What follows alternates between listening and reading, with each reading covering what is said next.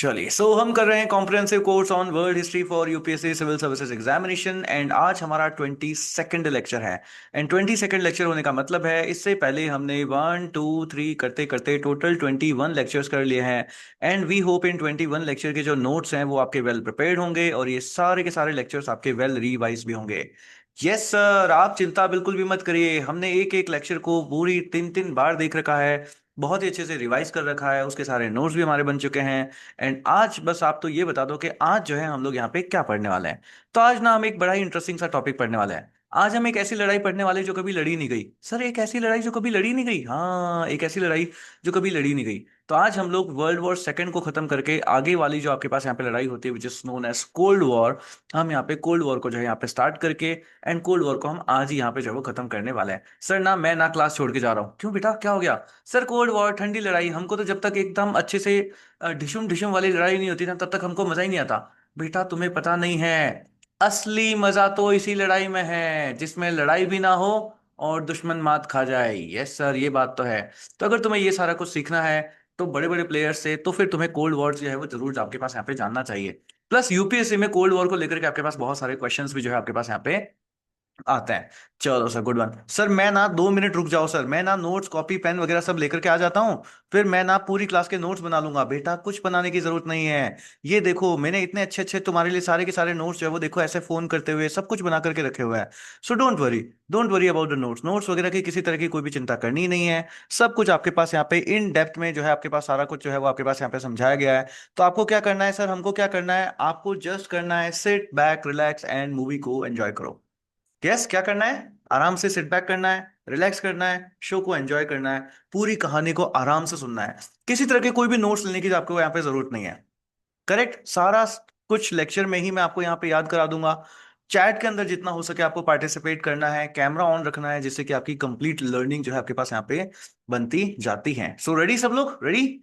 Start करें? Yes, चलो good one guys, good one good one good one.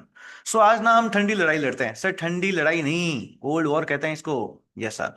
तो हम लोग पढ़ते हैं कोल्ड वॉर। तो देखो पढ़ने का तरीका वही रहेगा। कैसा सर? हम पहले एक ब्लैंक स्क्रीन के ऊपर चलेंगे और ब्लैक स्क्रीन के ऊपर मैं आपको सारी की सारी चीजें ना समझा दूंगा। सारी की सारी चीजें मैं आपको क्लास में ही पूरी की पूरी चीजें याद करवा दूंगा। और आपको क्या करना है, आपको बस पूरी सारी की सारी चीजों को यहाँ पे आराम से सिट बैक रिलैक्स करके समझना है। उसके बाद जब सारी चीजें समझ में आ जाएगी फिर हम जाके नोट्स के थ्रू सब कुछ जो है वो देख लेंगे। Yes sir. तो सर हमको पढ़ाओ सर, ठंडी लड़ाई पढ़ाओ। बेटा ठंडी लड़ाई नहीं, कोल्ड वॉर कहो इसको। Yes sir. ठंडी ठंडी लड़ाई, ठंडा ठंडा कूल कूल। Yes sir. तो हम पढ़ रहे हैं आज आपके पास यहाँ पे कोल्ड वॉर। तो ना हुआ क्या आपके पास यहाँ पे सर, क्या हुआ? तो देखो 1945 का टाइम था। कौन सा टाइम था सर? 1945 का आपके पास यहाँ पे टाइम था। तो इस टाइम ने हमने देखा था कि 1945 के टाइम में वर्ल्ड वॉर चल रहा था। हाँ सर, वर्ल्ड वॉर भी पहला नहीं, वर्ल्ड वॉर दूसरा आपके पास यहाँ पे जस्ट एंड होने की कगार के ऊपर ही था सर। यूएसए जो है हिरोशिमा और नागासाकी के ऊपर बम गिराने ही वाला था आपके पास यहाँ पे। Yes sir. तो ये सारा का सारा टाइम आपके पास यहाँ पे जो वो चल रहा था। अब देखो इस टाइम में आपके पास यहाँ पे क्या होता है, कई सारे लोग ये समझते हैं कि कोल्ड वॉर जो है वो वर्ल्ड वॉर सेकेंड के खत्म होने के बाद में स्टार्ट हुआ। बट अगर आप इसको एक्चुअल में समझो ना तो वर्ल्ड वॉर टू के खत्म होने से पहले ही आपके पास कोल्ड वॉर जो है वो स्टार्ट हो गया था। कैसा? तो देखो वर्ल्ड वॉर टू के अंदर आपके पास यहाँ पे क्या था सर? वर्ल्ड वॉर टू के अंदर एक तरफ तो थी सर अलाइड पावर्स, और एक तरफ अगर हम लोग यहाँ पे देखते हैं तो आपके पास में थी एक्सेस पावर्स।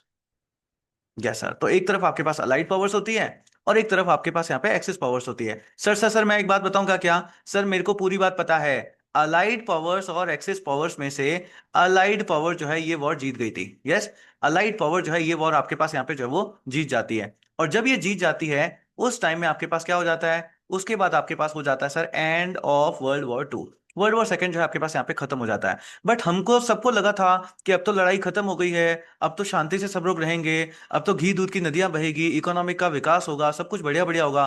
पर ना सर, ऐसा कुछ हो नहीं पाया। ऐसा कुछ हो नहीं पाया। हाँ सर, ऐसा कुछ हो नहीं पाया। ऐसा क्यों नहीं हो पाया?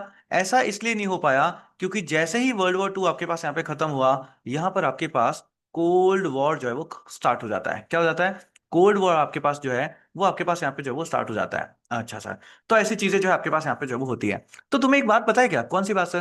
कि जो ये वर्ल्ड वॉर टू चल रहा था ना, वर्ल्ड वॉर टू, हाँ सर, इस पूरी वर्ल्ड वॉर के अंदर यूएस प्लस यूएसएसआर दोनों ही एक साथ मिल करके लड़ते हैं अगेंस्ट अ कॉमन एनिमी। क्या सर? दोनों ही एक साथ मिलकर के आपके पास लड़ते हैं अगेंस्ट अ कॉमन एनिमी। और कॉमन एनिमी कौन होता है सर? कॉमन एनिमी इनका होता है जर्मनी। तो जर्मनी के अगेंस्ट में ये दोनों मिलकर के एक साथ जो है वो लड़ते हैं। सर ना कैसी कैसी बातें कर रहे हो आप, दोनों एक साथ मिलकर के कैसे लड़ सकते हैं सर? जर्मनी यहाँ पे है, यूरोप आपके पास यहाँ पे है, यूएसए यहाँ पर है, बीच में बहुत सारा आज ब्लू है पानी पानी पानी पानी पानी पानी, दिन भी सानी सानी सानी सानी सानी सानी। तो सर बीच में इतना सारा ब्लू है पानी पानी होता है, सर कैसे दोनों लड़ सकते हैं सर? आप समझ नहीं सर, कैसे ये लड़ाई हो ही नहीं सकती सर। बेटा तुम्हें पता नहीं है, यहां से आपके पास यूएसए वाले प्लेन से, शिप से अपने आर्मी को भेजते हैं, और यूएसए वाली आर्मी इधर की तरफ आपके पास जाती है, और रशिया वाली आर्मी आपके पास इधर की तरफ आपके पास आती है, और दोनों ही मिल करके जर्मनी को एक दम आपके पास यहाँ पे क्या कर देते हैं, घेर लेते हैं। अच्छा सर ऐसा होता है? हाँ, ऐसा जो है आपके पास यहाँ पे होता है। तो यूएसए की आर्मी आपके पास इधर की तरफ जाती है, यूएसएसआर की आर्मी इधर की तरफ जाती है, और दोनों ही मिलकर के आपके पास यहाँ पे जर्मनी को जो है वो पस्ता कर देते हैं। यस सर, फिर क्या होता है आपके पास? तो इन्होंने 1945 के अंदर ना जर्मनी को, नाजीज को आपके पास यहाँ पे जो अगर आप देखते हो ना, तो नाजीज को जो है वो डिफीट कर दिया। तो जब अलाइड पावर्स ने नाजीज को आपके पास यहाँ पे डिफीट किया, तो उसके बाद ना वो एक जगह के ऊपर मिलते हैं। कहाँ पे मिलते हैं सर? एल्बे रिवर के ऊपर। कहाँ पे मिलते हैं प्लीज ध्यान रखना। दोनों ही आर्मीज आपके पास जब नाजीज को आपके पास यहाँ पे हरा देती है, तो दोनों ही आर्मीज आपके पास यहाँ पे एल्बे रिवर के पास में मिलती है। एल्बे रिवर कहाँ पे है सर? एल्बे रिवर आपके पास यहाँ पे जर्मनी में जो है वो होता है। तो इनको हराने के बाद में यहाँ पे एल्बे रिवर के ऊपर पूरी की पूरी आर्मी मिलती है। तो ना यहाँ पे सारे आर्मी वाले बड़े खुश होते हैं, देखो देखो हमने जर्मनी को हरा दिया, देखो देखो हमने जर्मनी को इतना बुरी तरीके से जो है वो पस्त कर दिया है, हरा दिया है हमने, उनको धूल चटा दी है। यस सर, ऐसे करके सारे आर्मी वाले ना बड़े खुश होते हैं। तो आर्मी के जितने भी सोल्जर्स है ना, हाँ सर, वो तो बड़े ही खुश थे आपके पास यहाँ पे। बट अगर आप इनके लीडर्स को देखते हो ना, लीडर्स को, हाँ सर, तो जो इनके लीडर्स थे वो उस टाइम इतने खुश थे ही नहीं। सर लीडर्स खुश नहीं थे? हाँ, लीडर्स उतने खुश थे ही नहीं। सर ऐसी क्या बात कर रहे हो सर? सर जब आर्मी वाले खुश हैं, जब आपके पास यहाँ पे ये लोग अपनी जो लड़ाई है वो आपके पास यहाँ पे जीत चुके हैं, तो सर ये लीडर्स खुश क्यों नहीं है आपके पास? तो लीडर्स खुश इसलिए नहीं है क्योंकि देखो आर्मी वाले क्यों खुश रहते हैं, क्योंकि उनको लगा था कि अब हमको लड़ाई नहीं करनी है ना, जान बची सो लाखों पाए, कि इतनी सारे इतने दिनों तक लड़ाई लड़ ली, बड़ी मुश्किल से हमने हमारी जान बचा ली, अब अपन है ना, जान बच गई लाखों पाए। तो सब खुश होते हैं, oh how many mans you killed? बोले I killed 10 people. How many can mans you killed? बोले आई कैन 12 पीपल। बोले वाओ, हैप्पी हैप्पी नाउ, अब घर जाएंगे आराम से। तो ये चीज होती है, तो वो तो बड़े खुश होता है। बट लीडर्स होते हैं, leaders they are not happy, खुश नहीं थे। लीडर्स खुशी नहीं है। तो किसी लोगों को लगा साले खून के प्यासे हैं, इनको चाहिए और मारकाट, है ना, पता नहीं क्या ही चाहिए इनको, खुशी नहीं है, लड़ाई खत्म हो गई, एक तरफ तो जीत गए। बात ये नहीं थी। बात थी कि जो एक्चुअल में लड़ाई चल रही थी ना, वर्ल्ड वॉर 2, वो खत्म होने से पहले उन लीडर्स में ही आपस में एक दूसरी लड़ाई चालू हो जाती है, एंड उस दूसरी लड़ाई को बोलते हैं कोल्ड वॉर। अब ये दूसरी लड़ाई क्या थी? क्या सर ये भी आपस में लड़ने लग गए थे? नहीं, आपस में लड़ नहीं रहे थे। ये इनकी आपस में थी आइडियोलॉजीज की लड़ाई, कि मैं चाहता हूं कि ऐसा हो, दूसरा चाहता है कि नहीं ऐसा हो। अब दोनों ही पावरफुल लीडर्स हैं। जब दोनों ही पावरफुल लीडर्स आपके सामने ही होते हैं, तो झुकना कोई भी नहीं चाहता है। क्यों? क्योंकि अगर आप झुक रहे हो तो इसका मतलब आप कमजोर हो। एंड उस टाइम में ओवरऑल वर्ल्ड के में ये दोनों ही लीडर्स, एक तरफ स्टॉलिन आपके पास में होते हैं, एक तरफ रूजवेल्ट आपके पास यहाँ पे होते हैं, दोनों ही चाहते हैं कि भाई हमारा, मेरा से ना, कि भाई हमारा इन्फ्लुएंस ज्यादा से ज्यादा आपके पास यहाँ पे जो है वो क्रिएट होकर के रहे। इसलिए वर्ल्ड वॉर 2 के खत्म होने से पहले ही इन दोनों के बीच में आपके पास यहाँ पे एक आइडियोलॉजिकल वॉर स्टार्ट हो जाता है। कैसा वॉर स्टार्ट हो जाता है? लिखिए जल्दी से चैट बॉक्स में। आइडियोलॉजिकल वॉर आपके पास यहाँ पे स्टार्ट हो जाता है। एक आइडियोलॉजिकल कॉन्फ्लिक्ट आपके पास इन दोनों के बीच में जो है वो स्टार्ट हो जाती है, और इस आइडियोलॉजिकल कॉन्फ्लिक्ट को ही बोला जाता है कोल्ड वॉर। यस, इसी को बोलते हैं कोल्ड वॉर। अब ये आइडियोलॉजीज किस तरीके की होगी? तो जो यूएसएसआर वाले आपके पास होते हैं, जो सोवियत वाले आपके पास होते हैं, वो चाहते हैं कि कम्युनिज्म फैले। यस, कम्युनिज्म फैले। तो एक तरफ की आइडियोलॉजी तो है कम्युनिस्ट आइडियोलॉजी, और जो यूएसए वाले आपके पास होते हैं वो चाहते हैं कि कम्युनिज्म काहे का भाई, पैसा कमाओ पैसा। सो मतलब कैपिटलिज्म का राइज होना चाहिए। तो एक तरफ आपके पास हो जाता है कैपिटलिज्म, एक तरफ आपके पास हो जाता है कम्युनिज्म, और कैपिटलिज्म और कम्युनिज्म की जो फाइट है, यही आपके पास कोल्ड वॉर है। यस, कैपिटलिज्म एंड कम्युनिज्म की जो आपके पास यहाँ पे फाइट है, उसी को हम लोग यहाँ पे कोल्ड वॉर जो है वो कहते हैं। सो क्या चीज समझ में आई सर? हमको बिल्कुल समझ में आ गई बात। क्या समझ में आया आपको? सर हमको समझ में आया कि यूएसए की आर्मी इधर गई, यूएसएसआर की आर्मी इधर गई, इन्होंने जर्मनी को आपके पास यहाँ पे हराया। हराने के बाद में ये लोग एल्बे रिवर के ऊपर मिलते हैं। जब एल्बे रिवर के ऊपर मिले तो जो आर्मी वाले थे वो तो से सर बड़े ही खुश थे, मगर जो इनके लीडर्स थे वो लीडर्स उस टाइम खुश थे ही नहीं। क्यों? क्योंकि इन लोगों के अंदर एक आइडियोलॉजिकल वॉर चल रहा था। क्या चल रहा था सर? इन दोनों के बीच में, लीडर्स के बीच में आपके पास एक आइडियोलॉजिकल वॉर जो है वो चल रहा था। एंड ये जो आइडियोलॉजिकल वॉर आपके पास है, इसी को बोला जाता है आपके पास यहाँ पे कोल्ड वॉर। इसी को बोलते हैं आपके पास यहाँ पे कोल्ड वॉर। क्लियर समीक्ष को? इसी को बोलते हैं हम लोग कोल्ड वॉर। एंड कौन कौन सी आइडियोलॉजीज आपके पास यहाँ पे लड़ रही थी? तो यूएसए की तरफ से आपके पास थे कैपिटलिस्ट आइडियोलॉजी, एंड यूएसएसआर की तरफ से आपके पास था कम्युनिज्म आइडियोलॉजी। तो समझते हैं आपके पास यहाँ पे चीजें जो है वो कैसे हुई। तो जब ये वर्ल्ड वॉर सेकंड आपके पास यहाँ पे एंड होता है, जब वर्ल्ड वॉर सेकंड आपके पास यहाँ पे एंड था, उस टाइम में एक तरफ तो यूएस, और एक तरफ आपके पास यहाँ पे सोवियत यूनियन, ये दोनों ही ना बहुत ज्यादा राइज कर चुके थे। बहुत ज्यादा आपके पास यहाँ पे जो है वो राइज कर चुके थे। इतने राइज कर गए, इतने राइज कर गए, इतने राइज कर गए कि सब लोग बैठ करके यही सोचते थे कि आइला, इन दोनों में से ग्रेटेस्ट पावर कौन है? ग्रेट तो दोनों है ही है, but who is greatest? Great तो दोनों है ही है, इन दोनों में से ग्रेटेस्ट कौन है? ये वाली बात जो है इन दोनों में चल गई। अब इन दोनों में भी रेस लग गई कि ग्रेटेस्ट जो है आपके पास यहाँ पे कौन है। Yes sir. तो आपके पास यूएसए जो होता है, उस यूएसए के अंदर एक आइडियोलॉजी चलती है जिसको बोलते हैं कैपिटलिज्म। यस, जिसको बोलते हैं कैपिटलिज्म, पैसा सेंट्रिक। पैसा सेंट्रिक जो कुछ भी है वो कौन है? पैसा है।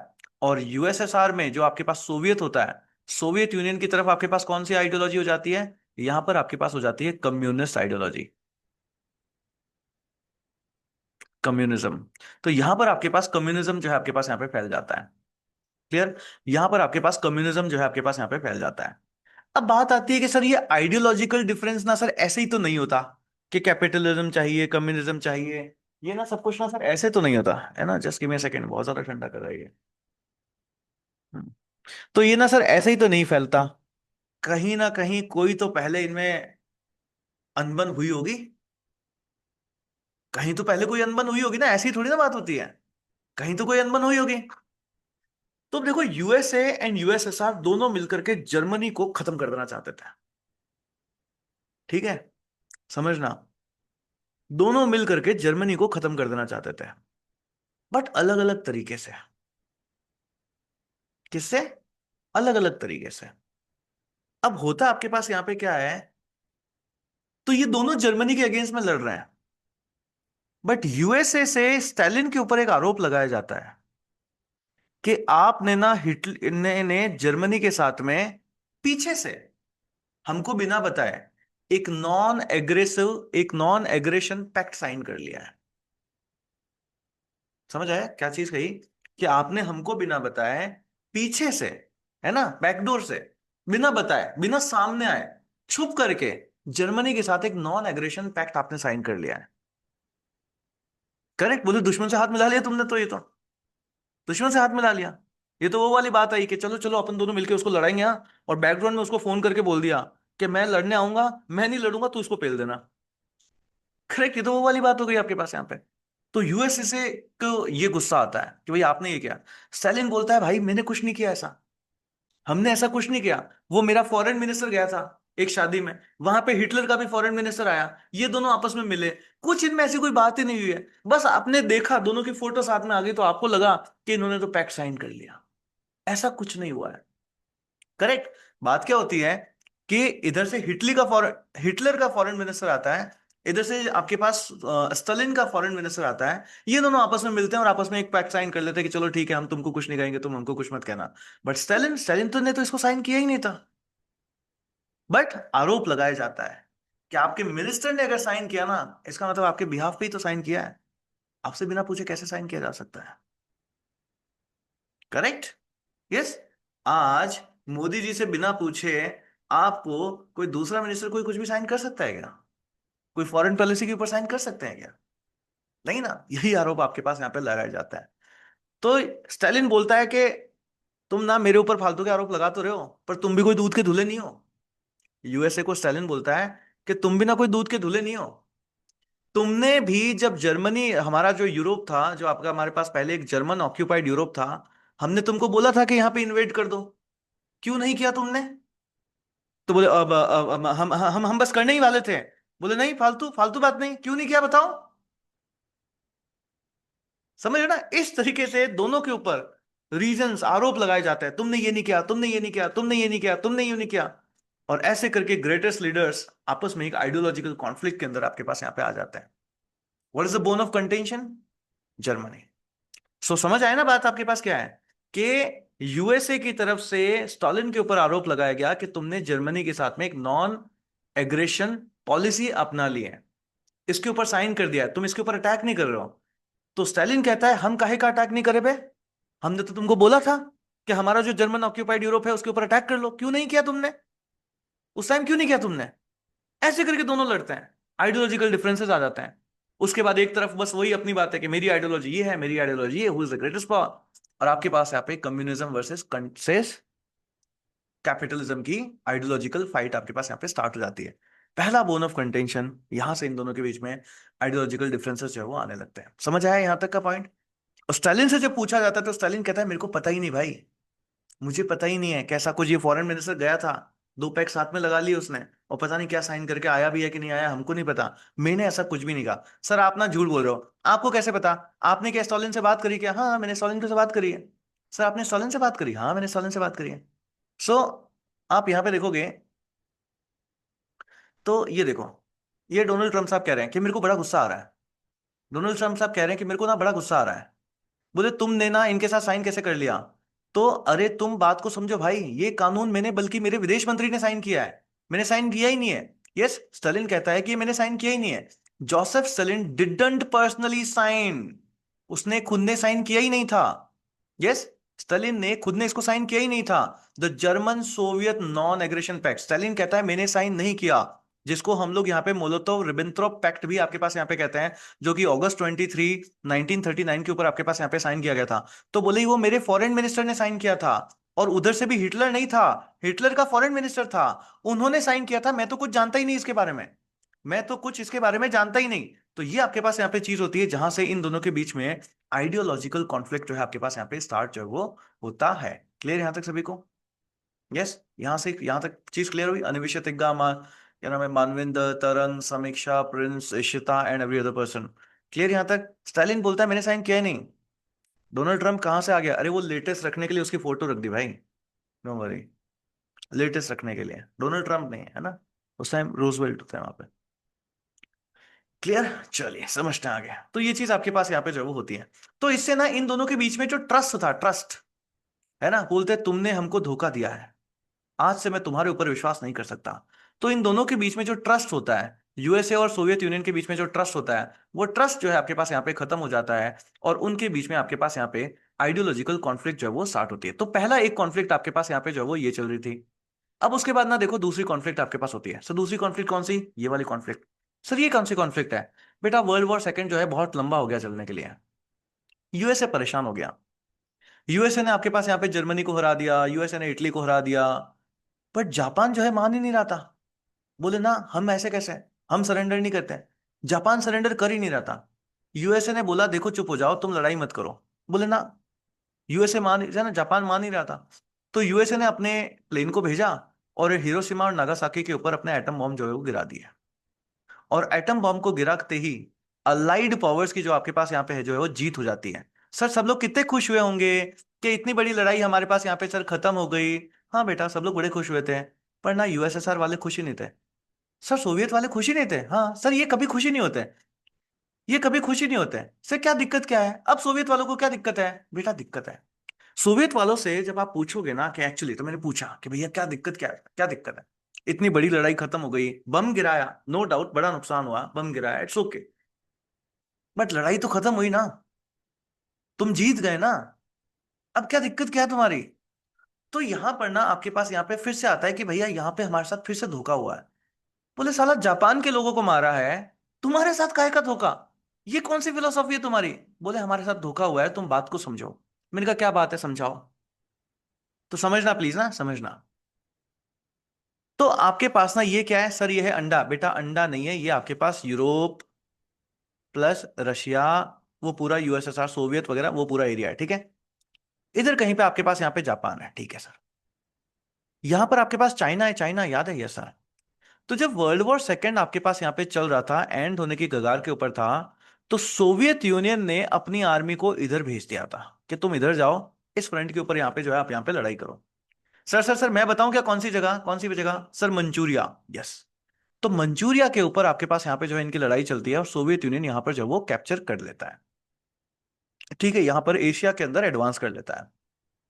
और यहां से सोवियत का प्लान था कि अब हमारा इन्फ्लुएंस एशिया के अंदर जो है हम लोग यहाँ पे बढ़ाएंगे। अब यहां पे बैठा यूएस है, बोलता है ऐसा कैसे बे, इन दोनों के बीच में तो लड़ाई चल रही है ना, कि ग्रेट तो हम है ही हैं, ग्रेटेस्ट कौन है ना, ग्रेट तो हम है ही हैं, ग्रेटेस्ट कौन है। बोले जिसका जितना ज्यादा इन्फ्लुएंस, उतना ग्रेटेस्ट, उतना वो ग्रेट होगा। तो यूएसए को लगा कि ये अगर यहां पे एशिया में चला गया तो ये ग्रेटेस्ट हो जाएगा, और उसको ये रोकना है, उसको यहां पे नहीं जाने देना है। इसलिए उन्होंने यहां से प्लेन भेजा, और प्लेन भेजा करके यहां पे बम गिरवा दिया, और बम भिरवा के बोल दिया कि अब कहीं जाने की जरूरत नहीं है, हमने इस दुनिया में शांति को कायम कर लिया है। यस, हमने इस दुनिया में शांति को कायम कर लिया है, वर्ल्ड वॉर सेकेंड आपके पास एंड हो चुका है, आपको कहीं जाने की जरूरत नहीं है। तो सोवियत यूनियन वाले कहते हैं कि ये एक्चुअल में जो बम गिराए गए थे ना, ये जापान के ऊपर नहीं गिराए गए थे, ये बॉम्ब एक्चुअली हमारे एशिया में अपने इन्फ्लुएंस को बढ़ाने के मंसूबों के ऊपर गिराए गए थे। Correct, these bombs were dropped to stop us from invading into Asia, to making our, to creating our influence over Asia, कि एशिया में हमारे इन्फ्लुएंस को कम करने के लिए यहां पर ये बॉम्ब्स आपके पास यहाँ पे जो है वो गिराए गए थे। तो मैंने कहा तो हुआ क्या, बोले देखो वो हमको रोक रहे हैं ना, राइवलरी और बढ़ेगी कि नहीं बढ़ेगी। यस, राइवलरी अब आपके पास यहाँ पे और बढ़ेगी कि नहीं बढ़ेगी, राइवलरी और बढ़ेगी। तो इनके पास यहां से देखते हो तो आपके पास राइवलरी जो है आपके पास यहाँ पे और ज्यादा बढ़ जाती है। तो ये दो तीन इवेंट्स होते हैं जिसकी वजह से यूएसए और यूएसएसआर, जो पहले एकजुट होकर के जर्मनी के अगेंस्ट में आपके पास यहाँ पे लड़ रहे थे, ये आपस में ही लड़ते लड़ते क्या है, खिंचाव इनके अंदर आ जाता है। और जो आपस में दो दोस्त मिल करके जर्मनी के अगेंस्ट में लड़ रहे थे, वर्ल्ड वॉर सेकंड के एंड होते होते ये दोनों खुद ही लड़ाई वाली सिचुएशन के ऊपर आ जाते हैं। ऐसा कहा जाता है कि बस एक इंसिडेंट हो जाए, बस एक स्पार्क की जरूरत है, एक छोटा सा स्पार्क, और ये दोनों अब लड़ेंगे। जब दो बड़े लोग मिल करके एक छोटे को मारते हैं ना, तो भी वो लड़ाई देखो इतनी लंबी चल गई। करेक्ट, यूएसए, यूएसएसआर, ब्रिटेन, ये सब लोग मिल करके जब जर्मनी, इटली, ठीक है, और जापान जैसों से लड़ रहे थे, तो लड़ाई इतनी खिंच गई। अगर यूएसए और यूएसएसआर आपस में लड़ते हैं तो वो लड़ाई कहां तक जाती। सो एक स्पार्क की जरूरत थी। जैसे वर्ल्ड वॉर वन के से पहले आपके पास एक स्पार्क होता है, जैसे वर्ल्ड वॉर टू से पहले आपके पास एक स्पार्क होता है, तो एक स्पार्क की जरूरत थी। एक स्पार्क होता और ये लड़ाई बहुत लंबी चल जाती, पर ये लड़ाई कभी लड़ी नहीं गई। ये लड़ाई सिर्फ एक आइडियोलॉजिकल वॉरफेयर ही रहा, ये हमेशा सिर्फ नजरों से ही लड़ते रहे, आमने सामने कभी भी नहीं आए। और अगेन इनके आमने सामने नहीं आने का सबसे बड़ा रीजन पता है क्या होता है, क्योंकि दोनों के पास न्यूक्लियर पावर थी। सो कहते हैं ना, न्यूक्लियर पावर आपके पास यूपीएससी के अंदर क्वेश्चन आता है कि न्यूक्लियर पावर शांति के लिए बनाई गई है या डिस्ट्रक्शन के लिए बनाई गई है। तो न्यूक्लियर पावर शांति के लिए बनाई गई है, क्योंकि अगर न्यूक्लियर पावर नहीं होता, अगर यूएसए और यूएसएसआर में से एक के भी पास में अगर न्यूक्लियर बॉम्ब्स नहीं होते हैं, तो वो दूसरा वाला उनके ऊपर अटैक कर देता। बट क्योंकि दोनों ही न्यूक्लियर पावर्ड कंट्री थी, इसलिए दोनों आपस में जस्ट ब्रिंक के ऊपर रही, बट कभी लड़ी नहीं। अंडरस्टूड। यस, ये क्वेश्चन आता है, ये क्वेश्चन आता है यूपीएससी के अंदर, जिसका आंसर जो है हम लोगों को यहाँ पे जो वो करना होता है। करेक्ट, ये क्वेश्चन आता है जिसका आंसर हम लोगों को यहाँ पे करना होता है। समझ आया, यहाँ तक समझ आया कैसे कम्युनिज्म वर्सेस कैपिटलिज्म आपके पास यहाँ पे जो वो आ गया। एंड क्या आपको इस क्वेश्चन का आंसर मिला कि सर यूएसए और यूएसएसआर जो दोनों ही, ये दोस्ती हम नहीं छोड़ेंगे, सर ये वाला गाना गाते थे, ये दोनों दुश्मन कैसे बन गए, ये बात समझ आई। यस, यूएसए एंड यूएसएसआर एक दूसरे के दुश्मन कैसे बन गए, यहां तक क्लियर। क्या नाम है, सुश्री दास, क्लियर हुआ आपको ये बात, यूएसए एंड यूएसएसआर दोनों दुश्मन कैसे बन गए। यस ना, you can't unmute your self. Type करके दिखाओ, टाइप करके बताइए। यहां तक क्लियर हुआ? यस। चलिए, good one good one good one, आगे बढ़ते हैं, आगे बढ़ते हैं। तो अब ना देखो, अब होता क्या है। अब बड़ी इंटरेस्टिंग चीज होने स्टार्ट हो जाती है आपके पास यहाँ पे। जो दो दोस्त आपके पास यहाँ पे मिल करके दुनिया के ऊपर जो है वो अपना रुतबा कायम करना चाहते थे, अब दोनों ही आपस में लड़ने लग जाते हैं। और आपके पास कोल्ड वॉर की स्टार्ट हो जाती है, और आपके पास हो जाता है यूएसए वर्सेस सोवियत यूनियन। ठीक है, आपके पास हो जाता है यूएसए वर्सेस सोवियत यूनियन। अब देखो यहां पर होगा क्या। दोनों स्टार्ट हो जाते हैं यहाँ पे कि दुनिया के ऊपर किसका दबदबा ज्यादा रहेगा, किसका इन्फ्लुएंस ज्यादा रहेगा। तो ये दोनों एक दूसरे कंट्रीज के ऊपर अपना अपना इन्फ्लुएंस कायम करने के ऊपर जो वो चालू हो जाते हैं आपके पास यहाँ पे। दोनों ने ही न्यूक्लियर स्टॉक पाइलिंग स्टार्ट कर ली कि किसके पास ज्यादा से ज्यादा आपके पास यहाँ पे न्यूक्लियर पावर्स जो है वो रहेगी। दोनों ही देशों ने न्यूक्लियर स्टॉक पाइलिंग आपके पास यहाँ पे स्टार्ट कर दी। अगर आप कोल्ड वॉर का इंपैक्ट देखते हो तो आपके पास ये इंपैक्ट है ना, कोल्ड वॉर के अंदर क्या क्या चीजें हुई। तो दोनों ने ही अपना इन्फ्लुएंस है ना बाकी कंट्रीज के ऊपर अपना बनाना स्टार्ट किया, अलायंसेस बनाने स्टार्ट किए, न्यूक्लियर स्टॉक पाइलिंग दोनों ने करनी स्टार्ट करी। इन दोनों के ही बीच में आप यहाँ पे देखते हो तो एक आर्म्स रेस आपके पास यहाँ पे जो वो स्टार्ट हो जाती है। आप देखते हो तो इसी की वजह से, इस आर्म्स रेस की वजह से ही हमारे पास यहाँ पे क्यूबन मिसाइल क्राइसिस जो वो देखने को मिलता है। क्यूबन मिसाइल क्राइसिस, ये भी आपके पास इस कोल्ड वॉर के टाइम में ही आपके पास होता है। एंड मेन चीज जो आपने देखा था, जर्मनी को जो चार पार्ट में बांटने वाली बात, बर्लिन को जो चार पार्ट में बांटने की बात है, या जो बर्लिन वॉल वाला आपको एक चीज देखने को मिलती है, वो सब कुछ भी आपके पास यहाँ पे कोल्ड वॉर के टाइम में ही जो है आपके पास यहाँ पे जो है वो होता है। ओवरऑल अगर हम लोग यहाँ पे हैं तो ओवरऑल यहाँ पर क्या है, दो power blocs, two power blocs, दो पावर ब्लॉक्स का जो है आपके पास यहाँ पे इमर्जेंस होता है।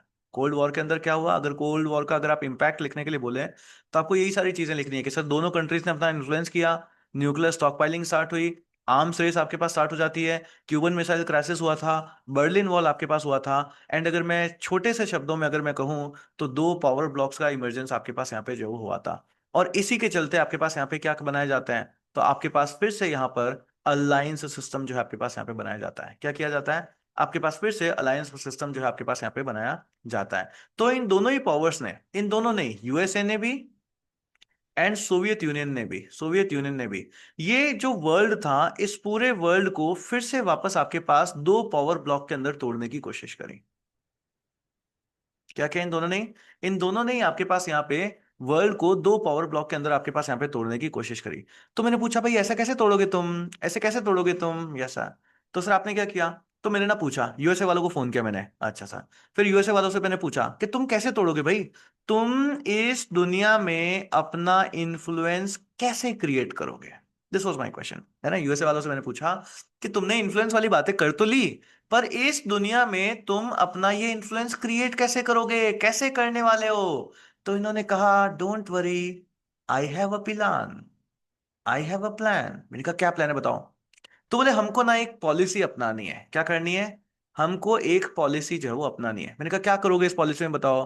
बोले इस पॉलिसी के तहत जितने भी छोटी स्मॉल कंट्रीज हैं, कौन है, जितनी भी छोटी स्मॉल कंट्रीज हैं, हम इन कंट्रीज के ऊपर अपना इन्फ्लुएंस क्रिएट करेंगे। क्या करेंगे, छोटी छोटी कंट्रीज के ऊपर अपना इन्फ्लुएंस जो है वो क्रिएट करेंगे। मैंने कहा तुम्हारा प्लान तो बड़ा बढ़िया है भैया, पर करोगे कैसे, वो इन्फ्लुएंस करोगे कैसे, क्यों छोटी कंट्री आपके इन्फ्लुएंस में आएगी। बोले आएगी बाबा आएगी, सुनो तो सही पूरी पॉलिसी। मैंने कहा बताओ पूरी पॉलिसी क्या है।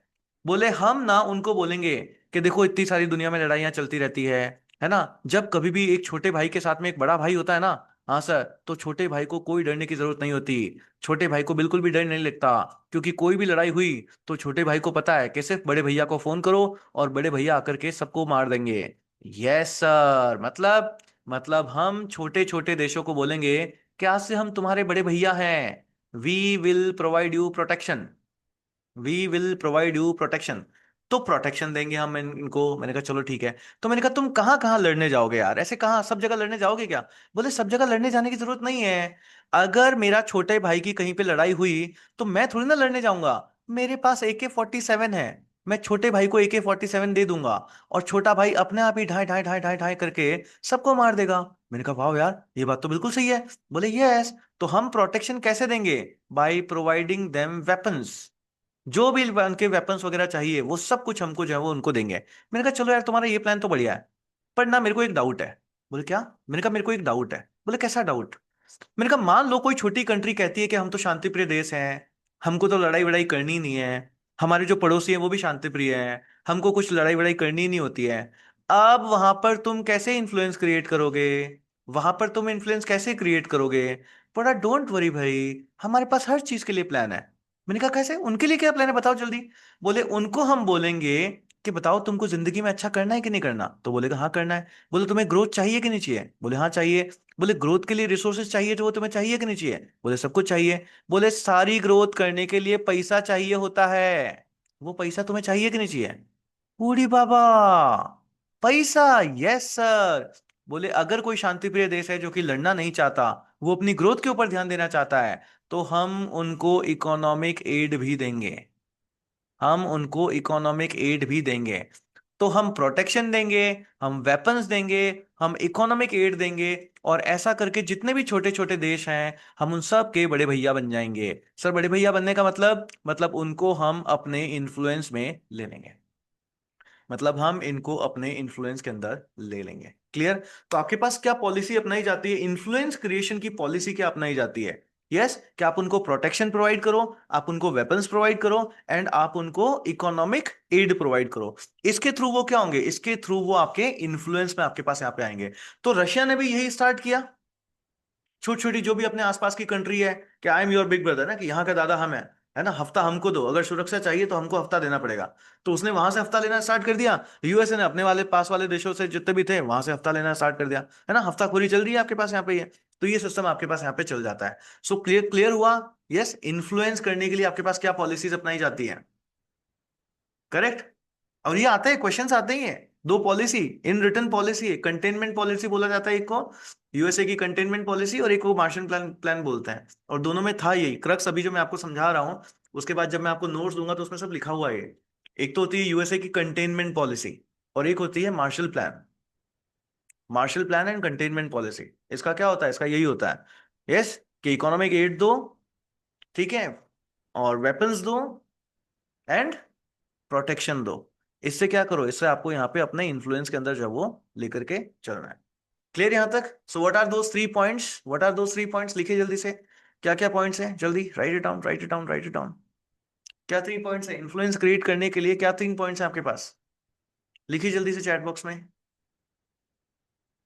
Switch on your camera guys, switch on your camera. लोगों के कैमरा बंद है। आफरीन पठान, अभिषेक, अच्युत, अंशिका, अनुविशा तिग्गा, अरविंद, आशुतोष, अवनी, दिव्या, फातिमा, गौरव बांगड़ी, हिमांशी। यस, वेपन्स देने हैं, प्रोटेक्शन देना है, इकोनॉमिक एड देनी है ना? याद हो गया ना? वेपन्स देना है, उसके बाद इकोनॉमिक एड देनी है, एंड प्रोटेक्शन देना है। 3 चीजें आपको देनी है। 3 चीजें अगर आप देते हो, वैष्णवी गुड वन, नागेश, हिमांशु के good one, good one, good one guys, Satvinder Kaur good one, Avni Joshi good one, Divya good one, good one guys, good one, good one, good one, nice. Karishma, Vikas, Manvendra, Satvinder Kaur, good guys, good good good good. तो ये सारी चीजें आपके पास, protection है, weapon देना है, और economic add देना है। इससे तो दोनों क्या होंगे? इन्फ्लुएंस आपके पास यहाँ पे क्रिएट जब हो जाएगा। कोल्ड वॉर की स्टार्टिंग किससे हुई? इवेंट्स याद हो गए? पहला इवेंट आपके पास यहाँ पे क्या था? कि सर जर्मनी ने एक नॉन एग्रेशन पैक्ट साइन कर लिया, यूएसए को लगता है, बट स्टालिन क्या कहता है कि मैंने साइन नहीं किया। और जब स्टालिन से पूछा गया कि तुम क्यों गुस्सा हो रहे हो, तो बोले इन लोगों ने इसको, जब मैंने बोला था कि जर्मनी के ऊपर अटैक कर दो, तो क्यों नहीं किया इन्होंने? यस, इस तरीके से आइडियोलॉजिकल वॉरफेयर इनके स्टार्ट होता है। एंड सेकंड, कि इन्होंने बम क्यों गिराया। यस, यूएसए वालों ने बॉम्ब जो है वो क्यों गिरा दिया। करेक्ट, ये चीज आपके पास होती है। डन। चलो, good one guys, good one, good one. आगे समझते हैं, आगे समझते हैं। तो इस तरीके से आपके पास यहाँ पे क्या होता है? अब ये लोग आपस में लड़ते हैं यूरोप को लेकर के, है ना। बोले अब दोनों के आइडियोलॉजिकल डिफरेंसेस तो है, बट लड़े किस बात के ऊपर? है ना, लड़ने के लिए भी तो रीजन होना चाहिए। तो ये लोग अब आपके पास यहाँ पे यूरोप को लेकर के लड़ते हैं। सबसे पहले आपके पास यहाँ पे यूरोप को 2 हिस्से में बांटने की बात करी जाती है। एक आपके पास यहाँ पे हो जाएगा जिसको बोलते हैं ईस्टर्न यूरोप। यस। एक आपके पास हो जाएगा जिसको बोलते हैं वेस्टर्न यूरोप। ईस्टर्न यूरोप जो है आपके पास यहाँ पे, ये जो है आपके पास यहाँ पे सोवियत यूनियन को ज्वाइन कर लेता है। ठीक है, ये तो किसके अंडर आ जाएगा, सोवियत यूनियन के अंडर। एंड जो वेस्टर्न यूरोप आपके पास है ये यूएसए की साइड में आ जाता है। यस, ये आपके पास आ जाता है यूएसए की साइड में। तो जो ईस्टर्न यूरोप आपके पास है, ये जो सोवियत यूनियन से मिल गया, इसको बोला जाता है ईस्टर्न अलायंस। इसको बोलते हैं आपके पास ईस्टर्न अलायंस। और जो यूएसए की साइड में आपके पास यहां पे आ गया, इसको बोलते हैं वेस्टर्न अलायंस। क्लियर? यूएसए की साइड में जो यूरोप आपके पास यहां पे आ गया, इसको बोलते हैं वेस्टर्न अलायंस। तो सर ना मेरे को एक डाउट है। क्या डाउट है? सर आपने ना ये बात बोल तो दी कि इधर वेस्टर्न यूरोप हो गया, इधर ईस्टर्न यूरोप हो गया, ये वाला सोवियत यूनियन के अंडर आ गया, ये वाला यूएसए के अंडर आ गया, इसको वेस्टर्न अलायंस बोल दिया, इसको ईस्टर्न अलायंस बोल दिया। पर सर ये डिवाइड हुआ कैसे? ये डिवीजन आपके पास यहाँ पे हुआ कैसे, ऐसे कैसे बट गया? तो ये अगर तुमको सुनना है ना, तो तुमको चर्चिल को सुनना पड़ेगा। सर किसको? चर्चिल को। सर चर्चिल ने क्या कहा है? तो ब्रिटेन के प्राइम मिनिस्टर आपके पास यहाँ पे चर्चिल होता है। चर्चिल ने ना एक स्पीच दी थी। सर स्पीच दी थी, हाँ। तुमको स्पीच पढ़नी है क्या? हाँ सर, हमको स्पीच पढ़ाओ ना। हमको उनकी स्पीच पढ़ाओ पूरी की पूरी। यस सर, तो ये लो, ये रही इनकी स्पीच, पढ़ लो। तो यहाँ पे ना देखो, चर्चिल ना आप यहाँ पे स्पीच दे रहे हैं। अगर तुम्हें कुछ दिख रहा हो, तुम्हें कुछ समझ में आ रहा हो, तो मेरे को ही बता देना। Yes sir. तो ये उनकी स्पीच है। तो यहाँ से ना आप उस स्पीच को जो है वो पढ़ सकते हो। तो सर ये क्या कह रहे हैं? ये बेसिकली कह रहे हैं, ये बेसिकली यहाँ पे कह रहे हैं कि एक आयरन कर्टेन ने, किसने? एक आयरन कर्टेन ने यूरोप को आपके पास यहाँ पे बांट दिया है। सर किसने बांट दिया, एक बार फिर से बताओ। एक आयरन कर्टेन ने आपके पास यूरोप को यहाँ पे बांट दिया है। और इसी स्पीच को आपके पास बोला जाता है आयरन कर्टेन स्पीच। इसी को बोला जाता है आयरन कर्टेन स्पीच। तो एक आयरन कर्टेन ने आपके पास यहाँ पे यूरोप को क्या किया? बांट दिया आपके पास यहाँ पे। क्लियर सभी को? यस। आयरन कर्टेन ने आपके पास यहाँ पे यूरोप को जो है वो आपके पास यहाँ पे बांट दिया। समझ आया? This is the thing. अब बात आती है सर, ये क्या बात है? हम कुछ समझे नहीं, है ना? कुछ समझ आया क्या? आयरन कर्टेन ने यूपी ने आपके पास यहाँ पे यूरोप को बांट दिया। क्या हुआ? ये कैसी बात है? समझ नहीं आया हमको यहाँ पे। समझना है ये क्या चीज है, समझना। वापस ब्लैंक पेज के ऊपर चलते हैं और ब्लैंक पेज के ऊपर जाकर के सारी चीजों को जो है वो समझते हैं। तो ये स्पीच अगर आपको खाली टाइम मिले ना, तो इसको थोड़ा सा जूम कर कर आकर के पढ़ लेना। है ना? यूपीएससी एक बार क्लियर हो जाए उसके बाद पढ़ना। पहले पढ़ने बैठे तो इसको पढ़ने में ही टाइम निकल जाएगा पूरा का पूरा। है ना? यस। तो देखो आपके पास क्या चीज है। अगर आपने कभी भी मैप को देखा है, सर आप ये अंडा क्यों बना रहे हो? बेटा मैं अंडा नहीं बना रहा हूँ, यूरोप, यूएसएसआर, रशिया और ये सारा रीजन आपको दिखा रहा हूँ। तो यहां पर कौन सी कंट्री होती है? सर यहां पर कंट्री होती है रसिया, बड़ा बेईमान। जैसा तो यहाँ पे आपके पास रशिया कंट्री होती है। सर रशिया मत बोलो इसको, सोवियत यूनियन बोलो। यस। तो यहाँ पर आपके पास ना सोवियत यूनियन जो है वो कंट्री होती है। ठीक है, सोवियत यूनियन है। सोवियत यूनियन के ऊपर आपको पता है क्या है? सर सोवियत यूनियन के ऊपर क्या है मतलब? सर आपको नहीं पता क्या? आपने वर्ल्ड हिस्ट्री का, वर्ल्ड ज्योग्राफी का कोर्स नहीं करा क्या? यहाँ पे पानी पानी है, आज ब्लू है पानी पानी पानी पानी पानी पानी, दिन भी सानी सानी सानी सानी सानी सानी। बेटा पानी तो है, मेरे को पता है। बट तुम इस पानी की जो इम्पैक्ट है, इसको समझते हो क्या? सर पानी का क्या इम्पैक्ट होगा? मैं आपको बताता हूँ, बड़ा ठंडा ठंडा पानी है सर। इसका कोई इम्पैक्ट, क्या इम्पैक्ट होगा? इसकी वजह से वहां पे बहुत ज्यादा ठंड रहती है, ये इम्पैक्ट है। बेटा तुम समझ नहीं रहे हो। इसका एक बहुत बड़ा नेगेटिव इम्पैक्ट है सोवियत यूनियन के ऊपर। Sir negative impact? हाँ। इस पानी का सोवियत यूनियन के ऊपर बहुत बड़ा नेगेटिव इम्पैक्ट आपके पास यहाँ पे होता है। सर क्या नेगेटिव इम्पैक्ट होता है? इस पानी से एक शिप आपके पास यहाँ पे आती है, जो मर्जी आए, जिस किसी भी मर्जी देश के बीच में आए। है ना? मान लो यहाँ पे कोई कंट्री है, इसके मन में आया, तो ये भी कहता है कि मैं एक नदी में अपनी शिप को भेजूंगा, और वो शिप यहाँ पे जाएगी और वो सोवियत यूनियन के ऊपर अटैक कर देगी। सर क्या बात कर रहे हो? यस। सोवियत यूनियन के ऊपर, अपने ऊपर जो है वो अटैक कर देगी। तो ये एक प्रॉब्लम आती है। उसके बाद अगर तुम लैंड बॉर्डर को देखते हो, तो सर जर्मनी, ऑस्ट्रिया, ठीक है, इधर से ब्रिटेन। सर ये तो सारे के सारे दुश्मन हैं। यस, ये सारे के सारे दुश्मन हैं। यहाँ पे फ्रांस, पता है फ्रांस? हाँ सर। फ्रांस से नेपोलियन एक बार यहाँ तक आ गया था कि नहीं आ गया था? हाँ सर, नेपोलियन भी एक बार यहाँ तक आ गया था, हमने पूरा का पूरा देखा था। सर मतलब सोवियत यूनियन को ना हमेशा एक डर रहा है कि यार यूरोप की कोई भी कंट्री का नाम ले लो आप, तो उसने एक ना एक बार सोवियत यूनियन के अंदर इन्वेड किया ही किया है। किसी भी कंट्री का आप नाम ले लो, उसने एक बार सोवियत यूनियन के अंदर आपके पास यहाँ पे इन्वेड किया ही किया है। समझ आई? सोवियत यूनियन के अंदर उसने अपने आप को अपने आप उसने एक बार उसको इन्वेड किया ही किया है। चाहे तो पानी के ऊपर से अटैक कर दे, और चाहे तो लैंडमार्क से ऊपर आपके पास यहाँ पे लैंड से जो है वो अटैक कर दे। बस सोवियत यूनियन के ऊपर कभी ना कभी आपके पास यहाँ पे जर्मन कंट्री ने या किसी भी उस यूरोपियन कंट्री ने अटैक आपके पास किया ही किया है। तो सोवियत यूनियन वाले चाहते हैं कि हमको ना खुद को प्रोटेक्ट करना है। यस, हमको खुद को प्रोटेक्ट करना है। इस वजह से वो जर्मनी को तोड़ना चाहते हैं। अब बात आती है, सर जर्मनी को तोड़ करके आप खुद को कैसे प्रोटेक्ट करोगे? यस, जर्मनी को तोड़ करके सोवियत यूनियन खुद को प्रोटेक्ट करने की कैसे बात कर रहा है? तो बात समझ आती है वहां पे किससे? वो चाहते हैं कि जर्मनी को तोड़ करके उसको एक बफर स्टेट बना लिया जाए। यस, क्या कर लिया जाए? जर्मनी को तोड़ करके हम उसको एक बफर स्टेट की तरह काम में लेंगे, हम उसको एक शील्ड की तरह काम में लेंगे। तो ये यहां पर जर्मनी है आपके पास, ये यहां पर आपके पास सोवियत यूनियन है। तो बोले इस जर्मनी को तोड़ो, और ये जो एरिया आपके पास है इसको हम अपने कंट्रोल में रखेंगे, और ये हमारे लिए एक शील्ड की तरह काम करेगा। ये वाला जो एरिया वो यूएसए के कंट्रोल में रहेगा। यूएसए अगर यहां से अपनी आर्मी भेजता भी है, तो पहले उसको इस एरिया से निपटना पड़ेगा, फिर वो इधर आएगा, और हम इसको यहीं पर जो है वो झेल देंगे।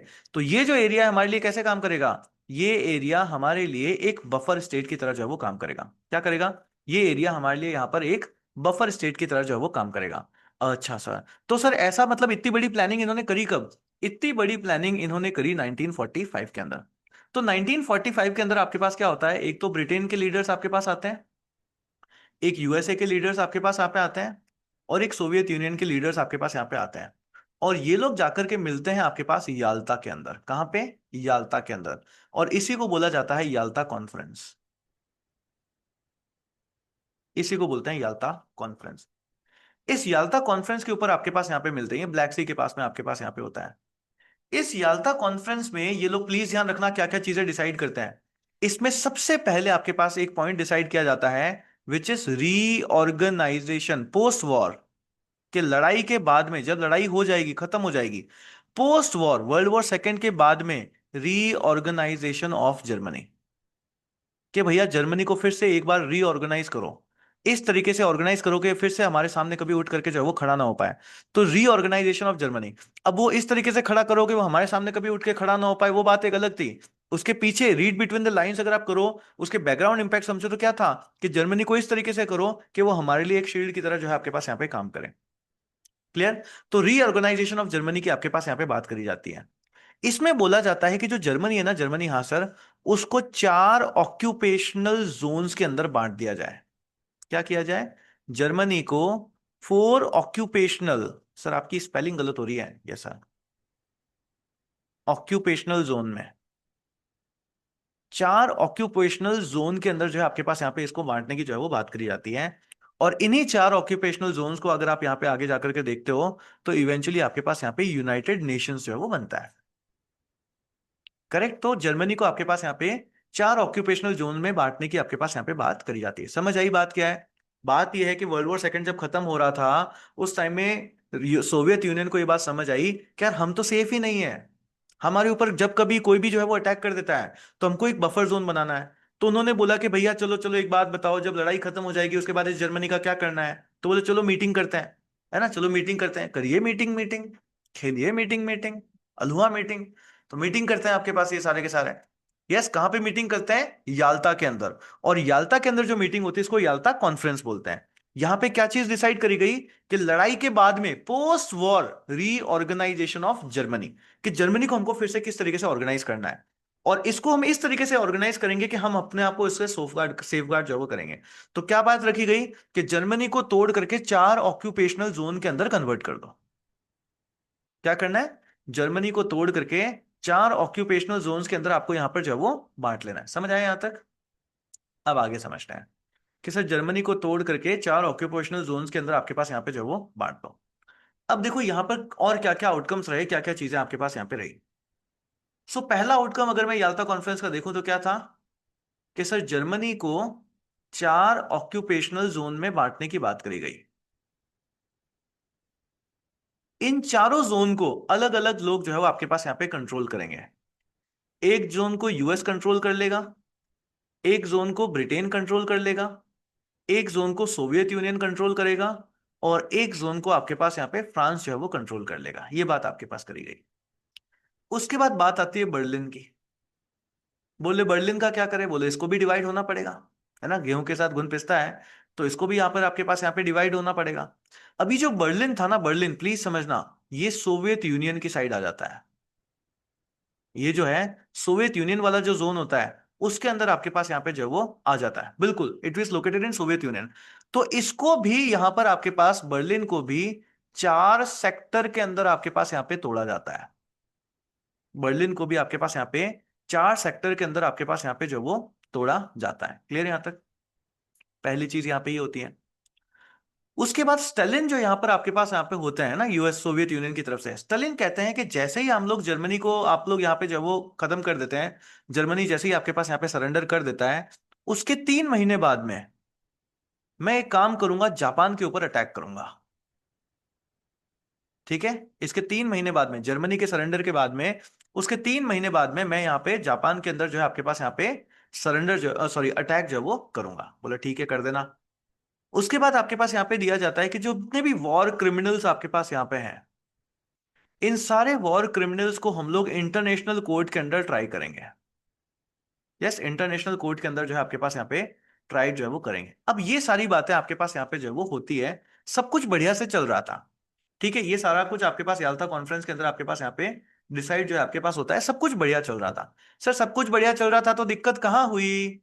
सब कुछ बढ़िया चल रहा था तो दिक्कत कहाँ हुई? बेटा दिक्कत हो गई 1945 के अप्रैल महीने में। सर अप्रैल में क्या हुआ? अप्रैल में यूएसए की तरफ से जो रोजवेल्ट आपके पास यहाँ पे थे, वो बल्ला भगवान को प्यारे हो गए। सर वो भगवान को प्यारे हो गए, यस, इस दुनिया से छोड़ करके यहां से आपके पास यहाँ पे चले गए। तो यूएस प्रेसिडेंट रोजवेल्ट की आपके पास यहाँ पे डेथ जो है वो हो जाती है। और जैसे ही आपके पास यहाँ पे डेथ हुई, जैसे ही इनकी डेथ हुई, यूएस की तरफ से एंड सोवियत यूनियन के जो लीडर्स आपके पास होते हैं, इन दोनों के अंदर आपके पास यहाँ पे एक कॉन्फ्लिक्ट जो है वो राइज हो जाता है। सर कैसा कॉन्फ्लिक्ट? जो ईस्टर्न यूरोप आपके पास यहां पे था, उस ईस्टर्न यूरोप के एडमिनिस्ट्रेशन को लेकर के। यस, उस ईस्टर्न यूरोप के एडमिनिस्ट्रेशन को लेकर के आपके पास यहां पे एक कॉन्फ्लिक्ट जो है वो स्टार्ट हो जाता है। और यही कॉन्फ्लिक्ट आपके पास आगे जाकर के कोल्ड वॉर के अंदर कन्वर्ट होता है। ठीक है, अब बात आती है कि सर ईस्टर्न यूरोप के अंदर एडमिनिस्ट्रेशन वाली बात, मतलब हम कुछ समझे नहीं, है ना। ईस्टर्न यूरोप तो आपने वैसे भी सोवियत यूनियन को ही दिया था। यस, ईस्टर्न यूरोप तो आपने सोवियत यूनियन को ही दिया था। वेस्टर्न यूरोप यूरोप के पास, यूएसए के पास जाना था। तो कॉन्फ्लिक्ट कैसी इस बात की? अब कॉन्फ्लिक्ट को समझना, देखो क्या चीज है। एक्चुअल में जो पूरा कोल्ड वॉर है, एक आइडियोलॉजी के पीछे की लड़ाई है। आइडियोलॉजी कौन सी? Capitalism versus communism. ये समझ आया? जब याल्टा कॉन्फ्रेंस होती है ना, और जब जर्मनी को बांटने की बात करी जाती है, तो स्टॉलिन एक प्रॉमिस करते हैं कि ईस्टर्न यूरोप का कंट्रोल आप हमको दे दो, हम लोग यहां पर फ्री एंड फेयर इलेक्शन करवाएंगे। है ना, कि कुछ सालों बाद जब सब कुछ सही हो जाएगा, उसके बाद हम यहाँ पे फ्री एंड फेयर इलेक्शन कराएंगे। डन। ये बात करी जाती है कि हम यहाँ पे फ्री एंड फेयर इलेक्शन कराएंगे। अब उसके बाद क्या हुआ कि रोजवेल्ट की तो डेथ हो गई। स्टालिन मजे में, हम बोले खाए का कराते हैं इलेक्शन, देखते हैं। ठीक है, जैसे जैसे टाइम बीता, लोगों ने बोला कि अरे भैया वो आपने कहा था ना इलेक्शन इलेक्शन कराओगे कुछ फ्री एंड फेयर, तो बताओ कुछ एडल्ट फ्रेंचाइजी, हम एडल्ट हुए हैं, वेट वोट कब डालना है, बताओ बताओ कुछ। ठीक है, स्टॉलिन ने बोला कराते हैं कराते हैं कराते हैं। और स्टालिन ने अपने पपेट रूलर्स वहां पे बिठा के रखे थे। रोजवेल्ट के बाद में आपके पास यूएसए के प्रेसिडेंट बनते हैं Truman. Truman very important name, Truman. Truman की पॉलिसीज आपके पास पीएसआईआर में भी पूछी जाती है। ठीक है, इंटरनेशनल रिलेशंस में भी आपके पास आती है, और वर्ल्ड हिस्ट्री में भी हम लोग पूछते हैं। ट्रूमैन आपके पास यहाँ पे यूएस के प्रेसिडेंट जो है वो बनते हैं। क्लियर? यूएस के प्रेसिडेंट्स के नाम याद हो गए ना, कितने सारे नाम याद हो गए। लीग ऑफ नेशंस किसने दिया था? Woodrow Wilson. वुड्रो विल्सन के बाद में कौन आता है? रोजवेल्ट। रोजवेल्ट की डेथ के बाद में कौन आएंगे? ट्रूमैन आता है। ठीक है, बोले सर इतने तो इंडिया के प्राइम मिनिस्टर हमको याद नहीं है जितने वहां के याद हो गए। यस। तो अब यहाँ पर आपके पास ट्रूमैन आते हैं। तो ट्रूमैन एक दिन स्टालिन को बुलाते हैं, बोला hey man, You told us that you are going to conduct free and fair elections in Eastern Germany. What about that? बोला, who told that? बोला, you told us, you promised to Roosevelt. बोला, जाके बुलाओ उसको. Yes, जाओ बुलाओ उसको. बोले, तुम इलेक्शन नहीं कराओगे? बोले, कराएंगे ना. किसने कहा नहीं कराएंगे? कराएंगे, इलेक्शन कराएंगे, बिल्कुल कराएंगे. बोले, कब कराओगे? बोले, कराएंगे ना. कराते हैं, देखते हैं, कराते हैं. यस, बोला था कराएंगे. कब कराएंगे ये थोड़ी ना लिखा था. कराएंगे. We are having all the intentions. और पीछे से स्टालिन ईस्टर्न यूरोप में कम्युनिस्ट सरकार नियुक्त कर देते हैं. यस, समझ आई बात? कि बात थी कि आप वहां पे फ्री एंड फेयर इलेक्शन कराओगे, but free and fair election को तो आप करा नहीं रहे हो. और आपने वहां पे पपेट किंग्स बिठा दिए, और बाद में वहां पे इलेक्शन कराया तो भी उस इलेक्शन का कुछ नहीं. वहां पे कम्युनिस्ट सरकार बना दी आपने. अब पहले से ही आइडियोलॉजी की लड़ाई चल रही है कि कैपिटलिज्म वर्सेस कम्युनिज्म, और तुम यहां पे कम्युनिज्म बिठा दो. हम होने देंगे क्या? से यूएसए वाले होने देंगे क्या लड़ाई? यस और नो? लड़ाई. ये कॉन्फ्लिक्ट इनके अंदर आपके पास यहाँ पे आ जाता है, और फिर होता है कोल्ड वॉर. मतलब ये सब कुछ चल ही रहा है, यही है कोल्ड वॉर. कि यार तुम बोलते कुछ हो, करते कुछ हो, बोलते कुछ हो, करते कुछ हो. अब यूएसएसआर वाले कुछ कर रहे हैं, कभी यूएसए वाले कुछ करेंगे, यही चलता रहेगा. समझ आया क्या है? कि सर जर्मनी को दो पार्ट, चार पार्ट में बांटने की बात करी गई. किसमें चल रहा है ये सब कुछ? याल्टा कॉन्फ्रेंस के अंदर. कि जब लड़ाई खत्म हो जाएगी तब क्या क्या करेंगे. तो मतलब जैसे ही लड़ाई खत्म होगी, हमको जर्मनी को चार पार्ट में बांट देना है. एक को यूएस कंट्रोल करेगा, एक को फ्रांस कंट्रोल कर लेगा, एक को आपके पास यहाँ पे वो नहीं है, एक वो मूवी है ना, कौन सी, सरदार नहीं, अ, अजय देवगन होते हैं ना उसमें, सुल्तान मिर्जा. तो सुल्तान मिर्जा नहीं कहते हैं डोंगरी काला इलाका तुम्हारा, है ना, और कौन सा, जुहू वाला इलाका तुम्हारा, है ना, वहां पे तुम राज करना, यहाँ पे तुम राज करना. तो ऐसे ही मिलकर ये लोग भी बांट रहे होते हैं. बोले जर्मनी का ईस्टर्न इलाका तुम्हारा, जर्मनी का वेस्टर्न इलाका तुम्हारा. बोले गजब गुंडागर्दी चल रही है. जर्मनी वाले बोल रहे, बोले कहा बे, साला कोई भी लड़ाई होती है तुम कॉन्फ्रेंस करके हमारे साथ कुछ भी कर लेते हो खेला. है ना, ट्रीटी ऑफ वर्सलिस में भी हम बस बैठे बैठे देखते रहे चल क्या रहा है. वैसे ये भी बैठे बैठे याल्टा कॉन्फ्रेंस में देखते हैं, बोले चल क्या रहा है. बोले ईस्टर्न जर्मनी तुम्हारा, बोले अच्छा. वेस्टर्न जर्मनी तुम्हारा, बोले अच्छा. हमसे भी तो कोई पूछो कहाँ जाना है, बोले चुप. यस. तो ये चीज आपके पास चलती है. तो जर्मनी को चार पार्ट में बांट करने की बात करी गई. ठीक है, एक को यूएस, एक को फ्रांस, एक को ब्रिटेन, और एक को सोवियत यूनियन वाले जो आपके पास कंट्रोल करके रखेंगे. सोवियत यूनियन के ऊपर स्टालिन ने बोला कि भाई हम यहाँ पे फ्री एंड फेयर इलेक्शन जो है वो करवाएंगे, बट लेटर ऑन रोजवेल्ट की डेथ हो जाती है. रोजवेल्ट की डेथ के बाद में ट्रूमैन आते हैं. ट्रूमैन कहते हैं कि भाई वो इलेक्शन विलेक्शन का तुमने कहा था ना कि इलेक्शन कराओगे, क्या हुआ उसका? तो बोले कराते हैं, कराते हैं, कराते हैं. और पीछे से वहां पे कम्युनिस्ट सरकार बैठा दी. तो ट्रूमैन गए चर्चिल के पास में. बोले चर्चिल भैया, do you know what happened? बोले व्हाट हैपेंड? बोले that Stalin has appointed communist persons there. तो चर्चिल बोला, मैंने तो बोला ही था, मैंने तो कहा ही था वो यही करेगा. सुनी नहीं तुमने मेरी? बोले आपने कब कहा था? बोले वो जाओ स्पीच पढ़ा है मेरा, आइडेन कर्टेल पढ़ लो, लिखा हुआ है उसके अंदर. चर्चिल कहता है कि मेरे को पहले से ही पता था स्टालिन यही करेगा, बट सुनी नहीं इन लोगों ने मेरी. और इस वजह से अब एक आयरन कर्टेन टाइप की चीज हो गई है, और जर्मनी को अब आपने बांट लिया यहां पे. Yes, Churchill was well aware about the Stalin's behaviour. He knew it कि ये धोखाधड़ी चल रही है, ऐसा नहीं होने देंगे. है ना. ये यहाँ पे कम्युनिज्म की सरकार ही लाएंगे, फ्री एंड फेयर इलेक्शन वाली चीजें करेंगे ही नहीं यहाँ पे. क्योंकि कम्युनिज्म एक आइडियोलॉजी है ना. हमने पीएसआईआर के अंदर इतना पढ़ा है, हमने वर्ल्ड हिस्ट्री के अंदर भी इतना पढ़ा है. ये आइडियोलॉजी इसके अगेंस्ट ही है कि आप एक बुर्जुआरी को यहां पर ला करके बिठा दो. वो तो कहता ही नहीं भैया सबका सब कुछ. करेक्ट. तो उन्होंने कम्युनिस्ट सरकार वहां पे बिठा दी. चर्चिल कहता है मैं तो जानता ही था ये तो सब कुछ होना ही है ना. बोले ये तो दिख ही रहा था कि ये तो होना ही है, बस तुम्हारी आंखों पे पर्दा था. और इस वजह से आपके पास यहाँ पे जो आपके पास ईस्टर्न जर्मनी है, वहां पर आपके पास कम्युनिज्म सरकार जो है वो बन जाती है. तभी तो फिर वेस्टर्न वाले भी इकट्ठे होंगे. बोले देखते हैं इनको भी कंट्रोल करके रखता है, नाटो बनेगा. नाटो भी तो बनेगा ना, तभी तो बनेगा. यस, नाटो बनेगा आपके पास यहाँ पे. तो ये चीज आपके पास यहाँ पे जो है वो चलती है. सो क्या हुआ, पूरी कहानी समझ आई आपको? कि सर सोवियत यूनियन वालों ने कहा था कि हम जो है ईस्टर्न जर्मनी जो है, वो उस ईस्टर्न जर्मनी के अंदर आपके पास यहाँ पे फ्री एंड फेयर इलेक्शन जो है वो करवाएंगे। बट ऐसा कुछ भी हुआ नहीं। ऐसा कुछ भी आपके पास यहाँ पे हुआ नहीं।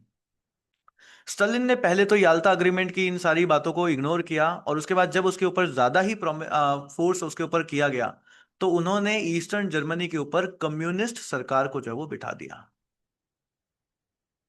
यस, कम्युनिस्ट गवर्नमेंट को जो है यहाँ पर उन्होंने बिठा दिया। और इस कम्युनिस्ट गवर्नमेंट के अंदर आपके पास यहाँ पे कौन कौन आ जाते हैं, तो आपके पास पोलैंड आ जाता है यहाँ पे। पोलैंड के साथ में आपके पास चेकोस्लोवाकिया,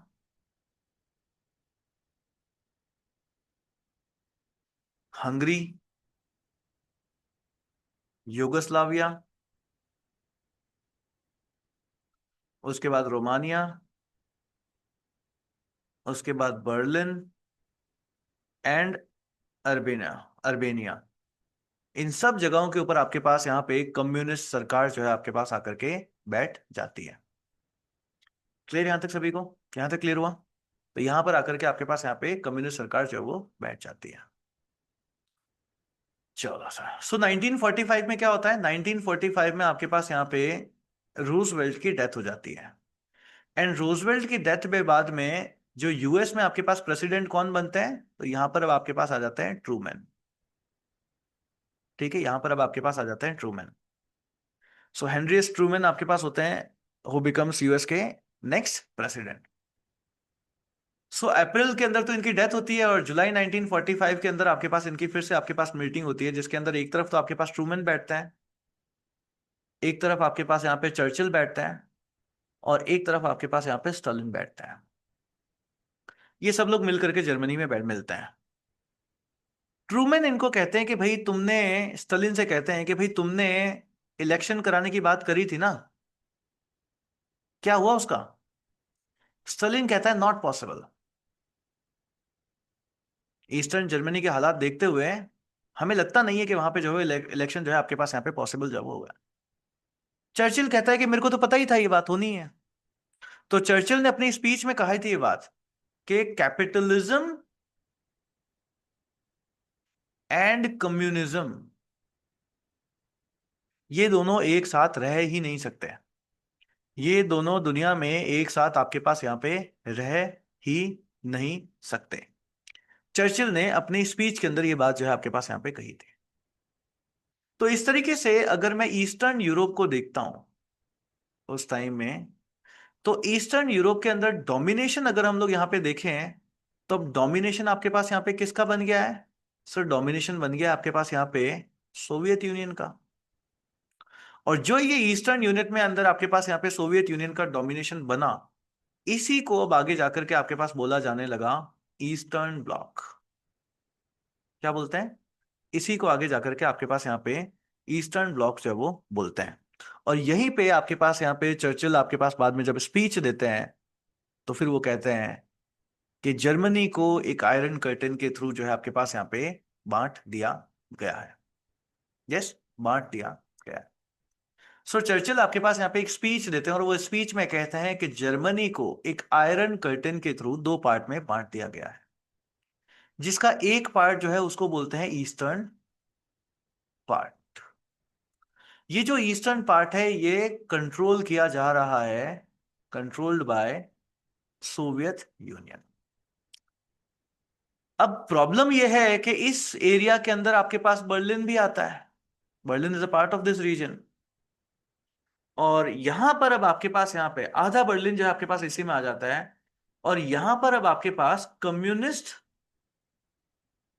गवर्नमेंट जो है वो आपके पास यहाँ पे बना दी जाती है। और इसी कम्युनिस्ट गवर्नमेंट को आपके पास नाम दिया जाता है जर्मन डेमोक्रेटिक रिपब्लिक। इसी को नाम देते हैं जर्मन डेमोक्रेटिक रिपब्लिक। क्लियर यहां तक? अब बात आती है कि सर,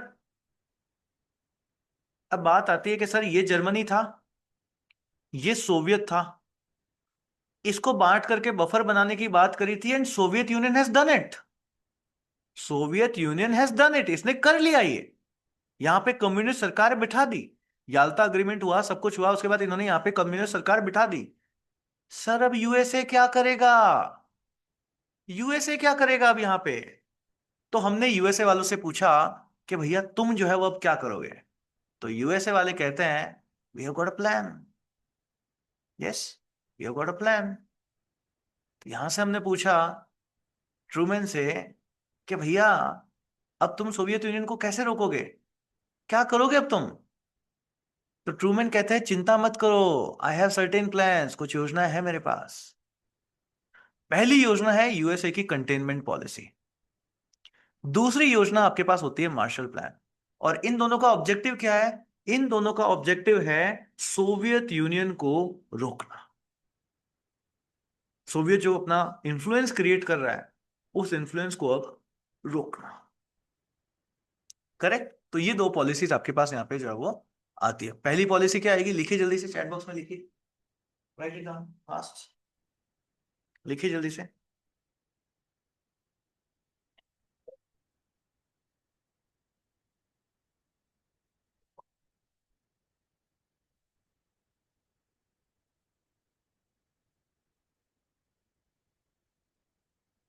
यस, लिखिए जल्दी से। Good one guys, good good good good good good good. Containment policy and Marshall plan, good one.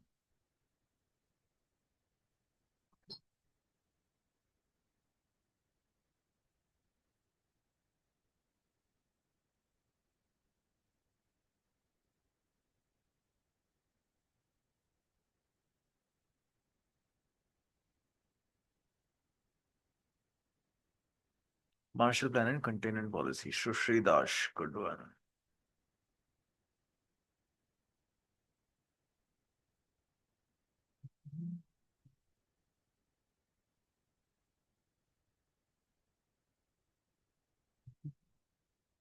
चलो गुड वन यहाँ तक। गुड तरंग, गुड करिश्मा, और किस किसने लिखा है? सबने ही। Sandhya, good one good one good one. Avni, good one. Sneha, Prince, Samiksha, Fatima, Ishita, then Sanyamita Mishra, Himanshi, Fatima, good one good one good one. Afreen Pathan, Tarang Gidwani, good one guys, good one. यहाँ तक समझ आया सभी को? यहाँ तक क्लियर है? यस, चलिए गुड वन। तो ये चीज आपके पास यहाँ पे हो जाती है कि ये कहते हैं कि भाई हमारे पास दो चीजें हैं, एक तो कंटेनमेंट पॉलिसी है हमारे पास यहाँ पे, और एक जो है हमारे पास क्या है, तो ट्रू, तो मार्शल प्लान हमारे पास है। मैंने कहा क्या प्लान क्या है ये भैया, समझाओ थोड़ा। तो अब समझते हैं कि सर ये कंटेनमेंट पॉलिसी आपके पास यहाँ पे क्या रहेगी, एंड देन मार्शल प्लान आपके पास यहाँ पे जो है वो क्या रहेगा। तो ट्रूमैन, इसी को ट्रूमैन डॉक्ट्राइन भी कहते हैं, इसी को ट्रूमैन डॉक्ट्राइन भी कहते हैं। प्लीज समझते हैं, ये जो कंटेनमेंट पॉलिसी, ये जो आपके पास मार्शल प्लान है, बेसिकली सोवियत यूनियन को रोकने वाला जो भी प्लान है, इसी को आपके पास ट्रूमैन डॉक्ट्राइन भी कहते हैं, ट्रूमैन डॉक्ट्राइन भी कहते हैं। क्लियर, समझते हैं। सो 1946-47 के अंदर ट्रूमैन क्या करते हैं, तो ट्रूमैन अपने पास से एक पॉलिसी लेकर के आता है। यस, एक पॉलिसी आपके पास यहाँ पे लेकर के आता है। पॉलिसी का ऑब्जेक्टिव क्या है? What is the objective? To contain Soviet Union, to contain Soviet Union, कि सर सोवियत यूनियन को कंटेन करके रखना है। और इसीलिए मैंने कहा चलो अब जब कंटेन इसी को करना है तो इस पॉलिसी का नाम भी यही रख दो। तो इसका नाम आपके पास रख दिया जाता है कंटेनमेंट पॉलिसी, कंटेनमेंट पॉलिसी। अब बात आती है कंटेनमेंट पॉलिसी आपके पास यहाँ पे जो है वो करना क्या है। तो इसमें क्या करना है आपके पास यहाँ पे, कि भाई हमको एक तो ब्लॉक करना है, किसको? कम्युनिज्म को। और दूसरा हमको प्रोपोगेट करना है, किसको? कैपिटलिज्म को।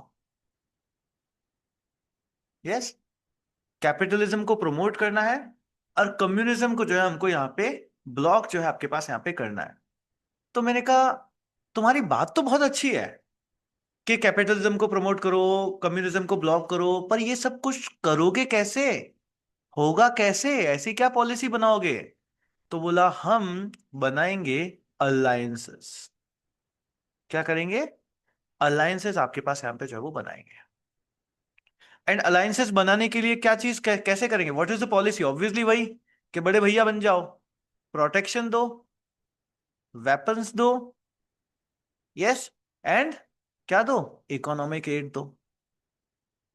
इस सब के थ्रू जो है हम लोग क्या करेंगे, इन सब छोटी छोटी कंट्रीज के बड़े भैया बन जाएंगे और हम यहाँ पे अलायंसेस बनाएंगे।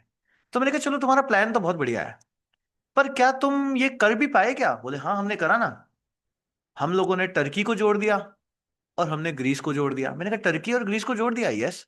तो टर्की और ग्रीस आपके पास सबसे पहले यूएसए के इस प्लान के अंदर आपके पास यहाँ पे जो वो आ जाता है, यस। टर्की और ग्रीस ये दोनों आपके पास यहाँ पे यूएसए के साथ मिल करके अपना अलायंस जो है वो बना लेते हैं। अब बात आती है सर टर्की और ग्रीस क्यों जुड़ गए इनसे? टर्की और ग्रीस को आपके पास ऐसा क्या चाहिए था? राइट, समझे? इसको समझते हैं कि सर टर्की और ग्रीस को ऐसा आपके पास यहाँ पे क्या चाहिए था, समझते हैं। देखो, टर्की ना, अगर आप इसकी लोकेशन समझो तो टर्की के जस्ट पास में से टर्किश स्ट्रेट निकलती है। अगर किसी ने वर्ल्ड ज्योग्राफी का कोर्स कर रखा है तो उसको पता है कि सर यहां से टर्किश स्ट्रेट जाती है एक। तो सर टर्किश स्ट्रेट की क्या खास बात है? टर्किश स्ट्रेट की खास बात यह है कि ये ब्लैक सी को मेडिटेरियन सी से जोड़ता है। ब्लैक सी को मेडिटेरियन सी से जोड़ देता है, ठीक है। तो अगर कोई भी शिप ब्लैक सी में है तो वो मेडिटेरियन सी में जा सकता है, और कोई भी सी अगर शिप अगर मेडिटेरियन सी में है तो ब्लैक सी में जा सकता है इस टर्किश स्ट्रेट के थ्रू। तो सर बात क्या है, दिक्कत क्या आ गई? दिक्कत ये है कि जो आपके पास यहाँ पे सोवियत यूनियन वाले थे ना, ये सोवियत यूनियन वाले टर्की के ऊपर प्रेशर डाल रहे थे कि तुम ना टर्किश स्ट्रेट के अंदर जब हमारी शिप आती है ओ माजीरे करते करते, तो तुम उससे किसी भी तरीके का कोई भी टैक्स नहीं वसूल करोगे। यस, कि तुम इससे किसी तरह का कोई भी टैक्स जो है वो वसूल नहीं करोगे। समझ आ गई बात क्या है? समझ आई बात आई ना? एक तरफ ब्लैक सी है, एक तरफ मेडिटेरियन सी है। इन दोनों को कौन जोड़ता है? टर्की स्ट्रेट जोड़ती है। तो टर्की वाले हैं वो, वहां पे अगर कोई भी शिप आती है तो बोले टोल टैक्स देना पड़ेगा, भाई कहाँ जा रहे हो, टैक्स दो। यस, आप हमारी स्ट्रेट में हो, आपको टैक्स देना पड़ेगा। सोवियत यूनियन वाले टर्की के ऊपर प्रेशर डालते हैं कि तुम इनसे टैक्स मत लो। समझ आ गई बात? अब टर्की वाले अगर टैक्स नहीं लेंगे तो खाएंगे क्या, कमाएंगे कैसे? है ना, घोड़ा कभी घास से दोस्ती करता है क्या? नहीं कर सकता। टैक्स तो लेना है, प्रॉब्लम है सोवियत वाले कह रहे नहीं देंगे। यस। यूएसए वाले को क्या गाना सुनाई देता है? यूएसए वाले को गाना सुनाई देगा कि नहीं देगा? मौका, मौका, मौका, मौका। यूएसए वाले कहते हैं मौका। बोले टर्की वालों इधर आना, इधर आना, इधर आना। बोले क्या दिक्कत हुई, क्या कह रहे हैं वो? बोले वो कह रहे हैं कि यार टैक्स वैक्स नहीं देंगे। बोले ऐसे कैसे बे, ऐसे कैसे? लो तुम्हारा हक बनता है, हम तुम्हारा साथ देंगे। क्यों डर रहे हो? तुमको वेपन चाहिए, हम देंगे। हम साथ देते हैं, क्यों नहीं, पूरा टैक्स वसूलो उनसे। यस, टर्की वाले बोले बिल्कुल, आप हमको प्रोटेक्ट करोगे? बोले हम तुमको प्रोटेक्ट करेंगे। बोले ठीक है सर। और ऐसे करके टर्की के बड़े भैया बन गए यूएसए वाले। समझ आ गई बात? यस। सुश्री दास, समझ आया आपको ये बात? Clear? Yes. Nagesh Ahir, AS1, Ishita Goyal, Prince, Himanshu, समीक्षा, बाकी लोग जिनका कैमरा ऑफ है वो लोग मेरे ख्याल से सो गए क्या? यस, समझ आई ये बात? क्लियर? क्या चीज हुई आपके पास यहाँ पे कि सर ब्लैक सी को मेडिटेरियन सी से जोड़ता है कौन? Turkey straight. उस टर्की स्ट्रेट के अंदर जब रशियन शिप जाती है तो वो कहते हैं हमसे टैक्स मत लो। अब टर्की वाले कहते हैं टैक्स काहे नहीं लेना तुमसे, क्यों नहीं ले तुमसे टैक्स? यस। सोवियत यूनियन के वाले कहते हैं हम इतने बड़े हैं, तुमसे टैक्स लोगे? टर्की वाले कहते हैं हम छोटे हुए तो क्या हुआ, बड़े भैया है हमारे साथ में। यस, तो ऐसे यूएसए वालों ने टर्की वालों को अपने साइड ले लिया। कॉन्फ्लिक्ट समझ आया, रीजन समझ आ गया क्यों टर्की जो है वो यूएसए का आपके पास यहाँ पे साथ जो है वो देगा। अब नेक्स्ट समझते हैं सर ग्रीस के साथ क्या चीज हुई। यस, नेक्स्ट समझते हैं ग्रीस के साथ आपके पास यहाँ पे जो है वो क्या चीज हुई। तो देखो क्या होता है, ग्रीस को समझते हैं। तो ग्रीस के अंदर ना आपके पास यहाँ पे उस टाइम में सिविल वॉर चल रहा होता है। क्या चल रहा होता है? सिविल वॉर चल रहा होता है। एक तरफ तो आपके पास यहाँ पे ग्रीस की गवर्नमेंट होती है, एक तरफ आप यहाँ पे देखते हो तो वहां की एक कम्युनिस्ट पार्टी होती है। यस। अब एक तरफ गवर्नमेंट है और एक तरफ कम्युनिस्ट पार्टी है। यूएसए वालों को फिर से गाना सुनाई देगा कि नहीं देगा? Yes sir. मौका, मौका, मौका, मौका। यूएसए वाले जाते हैं ग्रीस गवर्नमेंट के पास कि तुमको पता है दुश्मन का दुश्मन दोस्त होता है। बोले मतलब? बोले ये जो कम्युनिस्ट पार्टी तुम्हारी दुश्मन है ना? बोले हाँ। बोले ये तो हमारी भी दुश्मन है। तो हम दोनों दोस्त हुए कि नहीं हुए? बोले यस। बोले हम तुमको सहायता देगा, क्यों डर रहा है? हम तुमको सहायता देंगे। तो ट्रू मैन ने इनको बोला don't worry bro, I am with you. Yes sir. तो ट्रू मैन ने इनको हेल्प कर दी। और इस तरीके से ग्रीस ने भी क्या किया? ग्रीस ने भी ट्रू मैन के साथ में अलायंस बना दिया। यहां से भी आपके पास यहां पे क्या हुआ? अलायंस बन गया। एंड उस टाइम में जहां आज आपके लिए एक 800 रुपए का यूपीएससी का कोर्स खरीदने से पहले आप कितना सोच रहे हो, है ना? लें ना लें, क्या करें क्या ना करें। ये सुनो, ट्रू मैन ने ग्रीस को $400 मिलियन की उस टाइम में हेल्प करी। कितना डॉलर? $400 मिलियन की हेल्प करी। अब अलायंस बनाएगा कि नहीं बनाएगा ग्रीस? यस, अलायंस ग्रीस बनाएगा। तो इस तरीके से आपके पास यहाँ पे यूएसए टर्की वालों को अपने से जोड़ लेता है, ठीक है? ग्रीस को अपने साथ से जोड़ लेता है। और ये क्या होता है? ये आपके पास होती है कंटेनमेंट पॉलिसी। तो मैंने कहा चलो यार, कंटेनमेंट पॉलिसी तो आपने बहुत ही बढ़िया बनाई है। मार्शल प्लान क्या है? नेक्स्ट हम लोग समझते हैं इनका plan number 2, which is known as Marshall plan.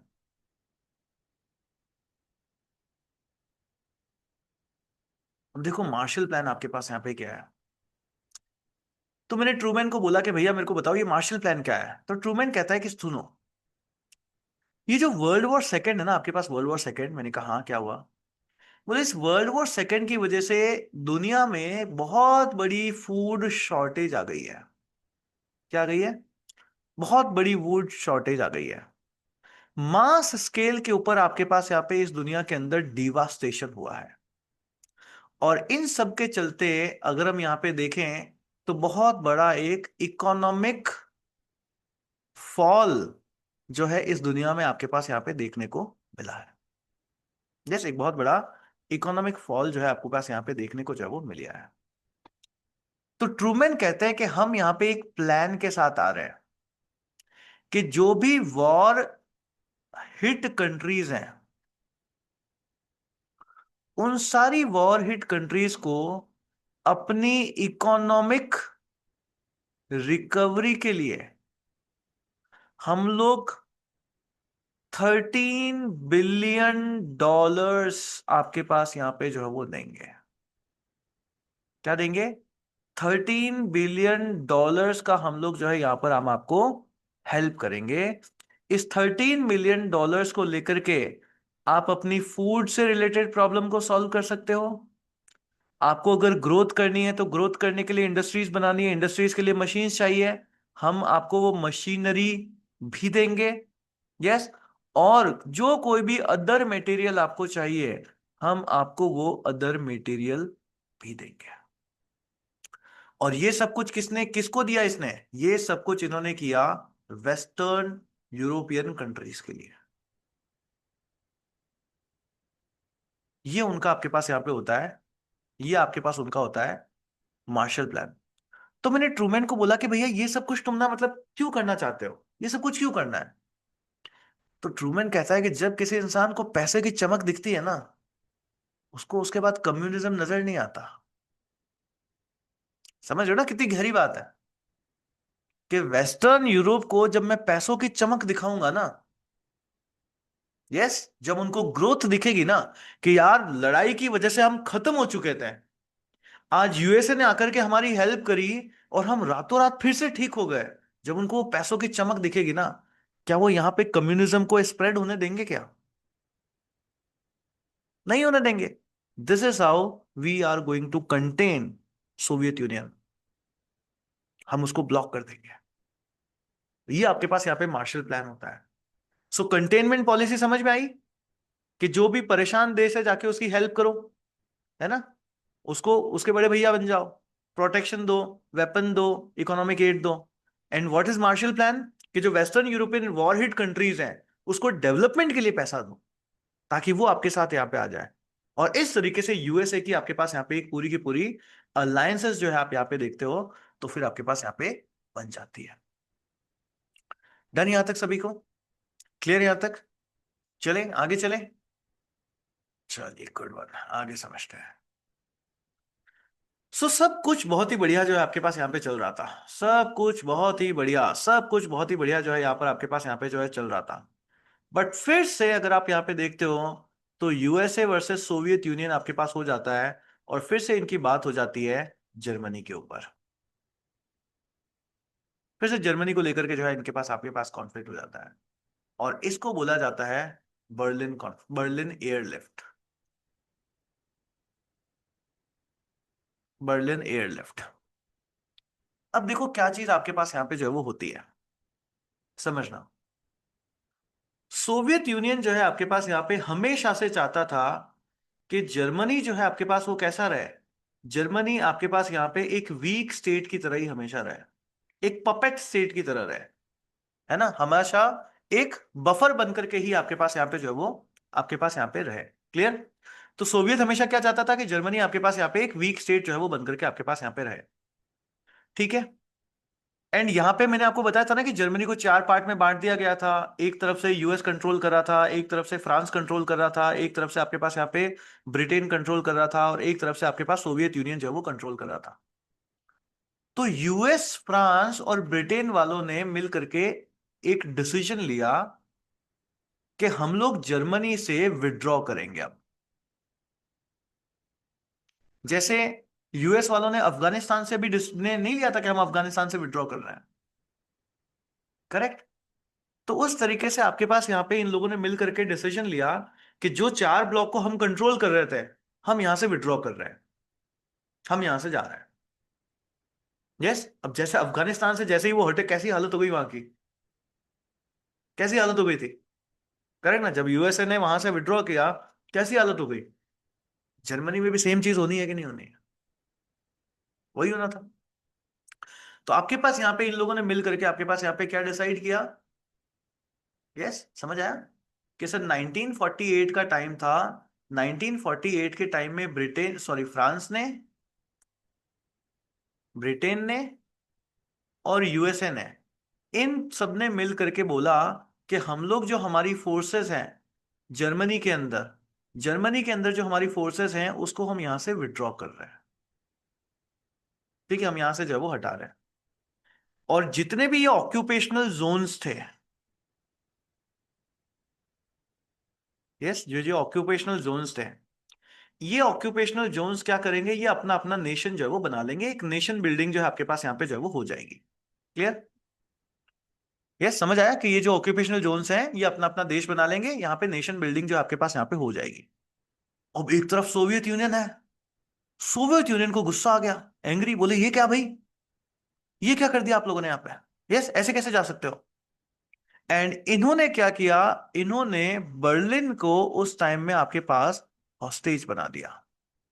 पूरे बर्लिन को इन्होंने हॉस्टेज बना लिया। जस्ट पूरे के पूरे बर्लिन को आपके पास यहाँ पे हॉस्टेज जो है वो बना दिया। हॉस्टेज बना करके बर्लिन को इस एरिया में आपके पास यहाँ पे जो कोई भी रास्ता होता था जहां से आपके सप्लाई करी जा सकती है ना, रॉ मटेरियल की सप्लाई, फूड की सप्लाई, पानी की सप्लाई, एनीथिंग जो कुछ भी यहां पर आपके पास आता है, सारी की सारी चीजों को इन्होंने ब्लॉक कर दिया। हर चीज को आपके पास यहाँ पे जो है वो ब्लॉक कर दिया। ऐसी हालत कर दी बर्लिन की कि वहां पे भूखे मरने की हालत आपके पास जो है वो हो गई थी लोगों की, है ना। सारा अनाज आपके पास खत्म हो गया, सब कुछ ही आपके पास यहाँ पे जो है वो खत्म हो गया। तो मैंने स्टालिन से पूछा, मैंने कहा स्टालिन तुम ये क्यों कर रहे हो? तुम एक पूरी की पूरी सिटी को तुमने हॉस्टेज बना के रख लिया है, पूरे के पूरे बर्लिन को तुमने हॉस्टेज बना करके रख लिया है, वहां पे कुछ भी तुम सप्लाई नहीं होने दे रहे हो, तुम ऐसी सिचुएशन क्यों कर रहे हो, है ना, ऐसे लोगों को यहाँ पे भूखे मरने वाली हालत में जो है तुम यहाँ पे क्यों कर रहे हो? तो स्टालिन कहता है कि हमारा ना यहाँ पे एक एजेंडा है। बोले क्या? बोले ऐसा करने से अलाइज जो आपके पास यहाँ पे हैं वो या तो सरेंडर कर देंगे जर्मनी को, यस, या तो अलाइज क्या करेंगे, जर्मनी को आपके पास यहाँ पे सरेंडर कर देंगे, यस, एंड वो जर्मनी का जो ये नेशन बिल्डिंग वाला आइडिया है, इस नेशन बिल्डिंग वाले आइडिया को ड्रॉप कर देंगे। क्लियर? जर्मनी को सरेंडर कर देंगे एंड जर्मनी का जो नेशन बिल्डिंग वाला आइडिया है इसको जो वो ड्रॉप कर देंगे। ये आपके पास सोवियत यूनियन से स्टालिन की सोच होती है। क्लियर? कि ये लोग नेशन बिल्डिंग का आइडिया ड्रॉप कर देंगे और अलाइज जो है वो क्या करेंगे, सरेंडर जो है आपके पास यहां पे कर देंगे। मैंने कहा प्लान तो बहुत बढ़िया है, पर हुआ क्या ऐसा? बोले बस यही तो दिक्कत है, प्लान हमने कर लिया पर हो नहीं पाया ऐसा, ऐसा आपके पास हो नहीं पाया। रीजन कि जब यूएसए किसी के सपोर्ट में आता है तो वो तन मन धन हर तरीके से सपोर्ट में आता है। यस, यूएसए की पॉलिसी है ना कि जब हम सपोर्ट करेंगे तो फिर तन मन धन हर तरीके से सपोर्ट में करेंगे। जब आपके पास स्टालिन ने पूरा का पूरा ब्लॉकेड क्रिएट कर लिया था, पूरे बर्लिन को हॉस्टेज बना लिया था, कहीं से कुछ भी सप्लाई को रोक दिया था, तो यूएसए वालों ने बोला कि हम तुम्हारा साथ छोड़ेंगे नहीं। यूएसए ने अपने प्लेन्स भेजे, एयरलिफ्ट, इसी को बर्लिन एयरलिफ्ट कहा जाता है। यूएसए ने अपने प्लेन्स के थ्रू वहां पर 11 महीनों तक अपनी सप्लाई चालू रखी है, 11 मंथ्स तक। And after 11 months Soviet Union को ही झुकना पड़ा एंड ये ब्लॉकेड आपके पास यहाँ पे खत्म करना पड़ता है। तो मई 1949 का टाइम होता है एंड मई 1949 के अंदर सोवियत यूनियन जो है आपके पास यहाँ पे इस ब्लॉकेड को जो है आपके पास यहाँ पे एंड करता है। तो करीब 11 महीने तक आपके पास जो ये सारी की सारी चीजें जो आपके पास चलती हैं, और यहीं से अगर आप देखते हो तो वापस क्या होता है, कोल्ड वॉर की स्टार्टिंग। करेक्ट? समझ आया है सारी कितनी कैसी सारी चीजें आपके पास यहाँ पे चली है? ये सब कुछ इवेंट्स हैं जिसके थ्रू आप देखते हो कोल्ड वॉर चल रहा है, कि लड़ नहीं रहे, दोनों आमने सामने आके लड़ नहीं रहे पर लोग पिस जा रहे हैं। लोग इनकी आइडियोलॉजीज के अंदर जो है आपके पास यहाँ पे पिस जो है आपके पास यहाँ पे जा रहे हैं। तो ये सारी चीजें आपके पास यहाँ पे जो है वो होती है। अब देखो आगे समझते हैं क्या हुआ। तो 1949 के अंदर आपके पास ये सारी चीजें हो गई। अब 1949 के बाद में दोनों ही कंट्रीज एक दूसरे के सामने जोरों शोरों से आती है, बहुत अगेंस्ट में। दोनों ने एक दूसरे के अगेंस्ट में स्पाइंग चालू कर दी, जासूसी करो एक दूसरे की। दोनों ने अपने अपने तरीके से प्रोपोगेंडा आपके पास चलाना स्टार्ट कर दिया। दोनों ने ही अलग अलग तरीके की डिप्लोमेसी जो है आपके पास यहाँ पे जो है वो चलानी स्टार्ट कर दी। एंड दोनों ने ही एक दूसरे के अगेंस्ट में बहुत सारे सीक्रेट ऑपरेशंस चलाने स्टार्ट कर दिए। यस, दोनों ने ही अपने दूसरे के आपस में आपके पास सीक्रेट ऑपरेशंस जो है वो चलाने स्टार्ट कर दिए।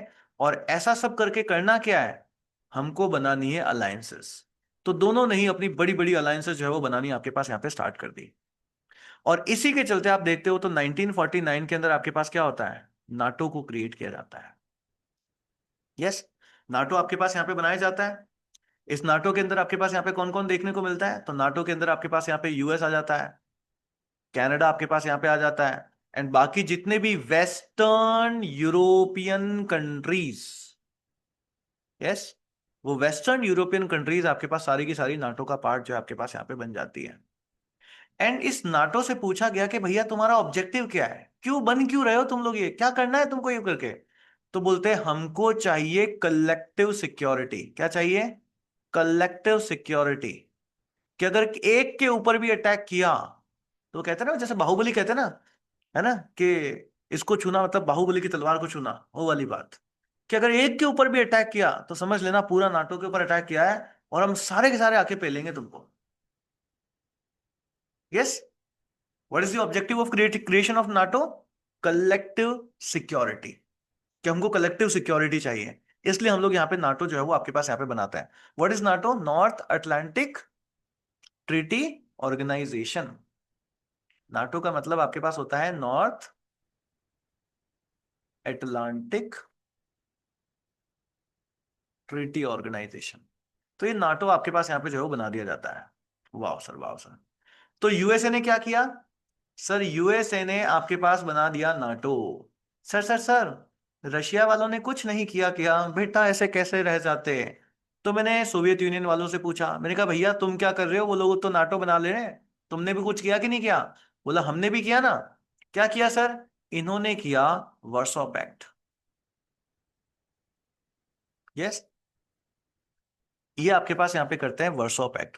तो नाटो आपके पास बनता है 1949 के अंदर, वर्सो पैक्ट आपके पास बाद में 1955 के अंदर जो है आपके पास यहाँ पे वर्सो पैक्ट जो है वो हो जाता है। अब वर्सो पैक्ट में आपके पास कौन कौन से होंगे, तो जो ईस्टर्न कंट्री रशिया वगैरह मिला लो वो सारी कंट्रीज आपके पास हो जाती है। तो पोलैंड आपके पास यहाँ पे हो जाएगा, ईस्टर्न जर्मनी आपके पास यहाँ पे इसके अंदर जो है आपके पास यहाँ पे हो जाता है, चेकोस्लोवाकिया आपके पास यहाँ पे हो जाता है, हंगरी आपको यहाँ पे देखने को मिल जाता है, रोमानिया आपको यहाँ पे देखने को मिल जाता है, बुल्गारिया आपको यहाँ पे देखने को मिल जाता है, अल्बेनिया आपको यहाँ पे देखने को जो है वो मिल जाता है। ये सारी की सारी कंट्रीज जो है आपके पास यहाँ पे जो है वो बन जाती है। सर उसके बाद क्या हुआ, उसके बाद 1961 का आपके पास यहाँ पे टाइम आ जाता है, और फिर एक दीवार बना दी जाती है। सर बड़ी बड़ी दीवारें, हाँ, एक बर्लिन वॉल जो है आपके पास यहाँ पे पूरी की पूरी क्रिएट जो है वो करी जाती है, एंड लोगों को सेपरेट कर दिया जाता है। इस तरीके से सेपरेट कर दिया जाता है पूरे दो राइवल कैंप्स के अंदर, कि खून के प्यासे ही जो है वो लोग आपके पास यहाँ पे हो जाते हैं, एंड बाकी जो परिवार वाले थे वो पूरे के पूरे परिवार आपके पास यहाँ पे बिछड़ जाते हैं। इवन कहते हैं कि एक दूसरे को देखना तक भी जो है आपके पास यहाँ पे नसीब जो है आपके पास यहाँ पे नहीं होता। तो ऐसी बर्लिन वॉल जो है आपके पास यहाँ पे क्रिएट कर दी जाती है। क्लियर, ये सब कुछ आपके पास यहाँ पे चल रहा होता। अब इस बीच सबको डर लगता है कि USA and USSR, Soviet union, बहुत ही एग्रेसिवली एक दूसरे की तरफ आ चुके हैं। लड़ाई कभी भी हो सकती है, यस, लड़ाई कभी भी हो सकती है। और इसलिए इन दोनों ही कंट्रीज ने अपने आप को, अलायंसेस तो देखो बना ही लिए थे, अब खुद को और ज्यादा मजबूत करना स्टार्ट कर दिया। एंड अपने आप को और ज्यादा मजबूत कैसे करोगे आप, से अपने आप को और पावरफुल बनाओगे कैसे, with the help of weapons. Yes, with the help of weapons. So ये दोनों कंट्रीज उसके बाद में न्यूक्लियर स्टॉक पाइलिंग करना स्टार्ट कर देती है। क्या करना स्टार्ट करती है, न्यूक्लियर स्टॉक पाइलिंग करना स्टार्ट कर देती है। बहुत इंटरेस्टिंग है, अब आगे का सेशन ध्यान रखना, थोड़ा लंबा चलेगा, but I guess it's okay, हम इस सेशन को आज ही करके आज ही खत्म करेंगे पूरा, है ना। तो चलें, इट्स ओके, कोई प्रॉब्लम थोड़ी ना। यस, चलो, गुड वन। सो यहां पर आपके पास यहाँ पे इन दोनों ने ही न्यूक्लियर स्टॉक पाइलिंग आपके पास यहाँ पे जो वो स्टार्ट कर देते हैं। तो पूरी दुनिया में आपके पास एक डर सताता है, कैसा डर sir, a threat of nuclear warfare. कि सर एक न्यूक्लियर वॉरफेयर जो है आपके पास यहाँ पे कभी भी जो है वो हो सकती है, क्योंकि इन सब ने न्यूक्लियर पावर्स आपके पास बनना स्टार्ट कर दिया। सो अगस्त 29 1949 का टाइम होता है जब आपके पास यहाँ पे पहला एटॉमिक बॉम्ब जो है होता है आपके पास यहाँ पे डेटोनेट जो है वो किया जाता है। और जब इसको डेटोनेट किया गया उस टाइम में कोल्ड वॉर की बात एकदम से हो गई कि भैया कोल्ड वॉर हीटेड अप हो गया, कि अब ये कभी भी एक हॉट वॉर में कन्वर्ट हो सकता है, कभी भी आपके पास यहाँ पे हॉट वॉर के अंदर कन्वर्ट हो जाता है। तो मैंने ट्रूमैन से पूछा, मैंने कहा भैया अब तुम्हारे मन में क्या है। तो ट्रूमैन बोलता है कि मेरे को अब और भी ज्यादा डेडली वेपन्स चाहिए। क्या चाहिए, अब मेरे को और भी ज्यादा डेडली वेपन्स जो है वो चाहिए। तो मैंने कहा भैया तुमने एटम बॉम्ब वगैरह सब कुछ कर लिया, अब और ज्यादा क्या करोगे। बोले रुको तो सही, 1950 के अंदर आप यहां पे देखते हो तो यूएसए वालों ने अपना हाइड्रोजन बॉम्ब बना लिया। एंड हाइड्रोजन बॉम्ब अगर आप देखते हो ना, तो ये एटॉमिक बॉम्ब से भी बहुत ज्यादा आपके पास यहाँ पे, वो कहते हैं ना कि डिवास्टेटिंग आपके पास यहाँ पे होता है। 1950 के अंदर इन्होंने हाइड्रोजन बॉम्ब को बनाया, 1952 के अंदर इन्होंने हाइड्रोजन बॉम्ब की टेस्टिंग कर दी। हाइड्रोजन बॉम्ब की टेस्टिंग आपके पास यहाँ पे कर दी 1953 के अंदर। आप देखते हो तो अब ऑब्वियसली जब इन्होंने बना लिया तो सोवियत यूनियन को भी बनाना ही पड़ेगा। तो सोवियत यूनियन ने भी अपना हाइड्रोजन बॉम्ब बना लिया, इन्होंने भी हाइड्रोजन बॉम्ब आपके पास यहाँ पे बना लिया। और इस तरीके से आप देखते हो कि दोनों ही कंट्रीज पहले जो अलायंसेस बना रही थी, कैपिटलिज्म वर्सेस कम्युनिज्म चल रहा था, अब ये दोनों ही कंट्रीज आपके पास क्या कर चुकी हैं, अब ये सर दोनों ही कंट्रीज आपके पास एक आर्म्स रेस के अंदर आ चुकी है। यस, किसके पास ज्यादा हथियार है। तो आपके पास यहाँ पे एक आर्म्स रेस के अंदर जो है आपके पास यहाँ पे जो है वो आ जाती है। और आने वाले 40 सालों तक, 40 इयर्स तक, ये आर्म्स रेस जो है आपके पास, इनके अंदर जो है आपके पास यहाँ पे चलते हैं। इसी तरीके से आप यहाँ पे देखते हो ना, तो वेपन्स की स्टॉक पाइलिंग तो चल ही रही थी, साइंस एंड टेक की भी स्टॉक पाइलिंग आपके पास चल रहा था। कौन ज्यादा साइंटिफिकली एडवांस है, करेक्ट। तो अगर ये चांद पे कुछ भेज रहे हैं तो बोल रहे हैं हम भी भेजेंगे। ये मून के है ना, ये आपके मार्स के ऊपर कुछ भेज रहे हैं तो बोले हम भी भेजेंगे। ये स्पेस में कुछ भेज रहे हैं तो बोले हम भी भेजेंगे। तो इनके बीच में आपके पास एक साइंटिफिक वॉरफेयर भी आप यहाँ पे देखते हो, तो वो भी जो है आपके पास यहाँ पे स्टार्ट हो जाती है। इतने हीटेड अप होते हैं, इतने हीटेड अप होते हैं कि लड़ाई कहीं पे भी चल रही हो, एक तरफ से यूएसए आ जाएगा, एक तरफ से यूएसएसआर आ जाएगा। क्यों? क्योंकि सब लोग इनके छोटे भाई हैं। सब लोग ही इनके छोटे भाई, सबने अलायंसेस के थ्रू जोड़ लिया था। यस। तो इस वजह से लड़ाई चाहे कहीं पे भी रही हो, आपके पास यूएसए और यूएसएसआर वहां पे जो है वो पहुंच ही जाते हैं। सर फॉर एन एग्जांपल अगर आप 1950 का टाइम देखो, तो 1950 से लेके 1953 तक आपके पास कोरियन वॉर्स चलते हैं। कोरियन वॉर में क्या होता है आपके पास? तो कोरियन वॉर में आपके पास एक तरफ साउथ कोरिया होता है, एक तरफ आप देखते हो तो आपके पास यहाँ पे नॉर्थ कोरिया होता है। अब लड़ तो ये दोनों ही आपस में रहे थे। इधर से यूएसए आ गया, बोले तुमको हम सपोर्ट करेंगे। तो इधर से सोवियत यूनियन आ गया, बोले तुमको हम सपोर्ट करेंगे। यहां पर भी इन दोनों की लड़ाई आपके पास हो जाती है। सब लोग सोचते हैं कि अब बस ये लड़ाई होने ही वाली है। बट कोल्ड वॉर में ही रहा, आपस में भिड़े नहीं। फिर 1955 में अगर आप वियतनाम वॉर देख लो, वियतनाम वॉर के टाइम में भी आपके पास यहाँ पे यही होता है। 1960 का कॉन्गो क्राइसिस आप देख लीजिए। कॉन्गो क्राइसिस के अंदर भी आपके पास ये लोग आपस में जस्ट लड़ने ही वाले थे आपके पास यहाँ पे। ठीक है, बट फिर से आपके पास वहां पे भी जो है वो रोक लिया जाता है। 1961 के अंदर आप क्यूबन मिसाइल क्राइसिस देख लीजिए। ये सारी चीजें भी आपके पास यहाँ पे होती है। और 1979 के अंदर आप चाहें तो अफगानिस्तान का ऊपर सोवियत ऑक्यूपेशन का टाइम भी देख लीजिए। इस हर टाइम में आप देखते हो तो यूएस और यूएसएसआर आपके पास क्या है, एकदम वर्ड्स के ऊपर होता है कि इन दोनों के बीच में कभी भी आपके पास इन दोनों के बीच में आपके पास क्या है, लड़ाई जो है आपके पास यहाँ पे हो सकती है। बट क्या सर ये दोनों आपस में लड़े? नहीं, ये दोनों आपस में कभी भी लड़े नहीं।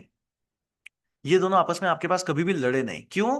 क्योंकि दोनों ही कंट्रीज क्या थी, दोनों ही कंट्रीज के पास में न्यूक्लियर वेपन्स थे। इसलिए दोनों आपस में कभी भी आपके पास यहाँ पे लड़े नहीं। और इसीलिए आपके पास यहाँ पे बोला जाता है कि जो न्यूक्लियर वेपन्स हैं ये शांति के प्रतीक हैं या जंग के प्रतीक हैं। यस, शांति के लिए होते हैं ये या जंग के लिए आपके पास होता है, तो ये चीज आपके पास हुई। फाइनली 1991 का आपके पास यहाँ पे टाइम होता है, और यूएसएसआर आपके पास क्या हो जाता है, डिसइंटीग्रेट हो जाता है। और इस डिसइंटीग्रेशन के साथ ही जो कोल्ड वॉर आपके पास चल रहा होता है, उस कोल्ड वॉर का एंड होता है। करेक्ट? समझे सारी? तो ये आपके पास होता है पूरा का पूरा कोल्ड वॉर। डन। अब इसके नोट्स हैं सारे के सारे, मैंने यहाँ पर लिख रखे हैं। ये क्यूबन मिसाइल क्राइसिस क्या था, है ना, छोटी छोटी जो भी सारी आपके पास चीजें हैं ये सब यहाँ पर मैंने लिख रखी है ना। कंटेनमेंट पॉलिसी क्या है, एवरीथिंग इज बीन रिटन है। तो यहाँ पर जो है आप इन सभी को जो है वो देख सकते हो, इनके इम्पैक्ट्स वगैरह कुछ भी जो भी रहे हैं। जैसे ट्रूमैन डॉक्ट्राइन आपके पास क्या रही है, मार्शल प्लान क्या है, नाटो है। ठीक है, आइजनहोवर डॉक्ट्राइन, ये भी कई बार जो है वो पूछ लेते हैं कि सर ये आइजनहोवर डॉक्ट्राइन जो है आपके पास यहाँ पे क्या है।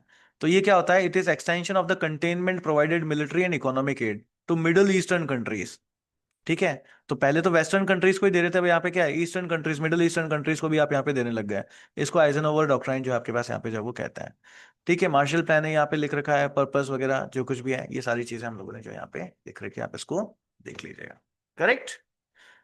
सो आई होप ये लेक्चर आप लोगों को अच्छा लगा होगा। Just I have certain questions, तो उससे पहले रिकॉर्डिंग को हम लोग यहाँ पे ऑफ कर लेते हैं।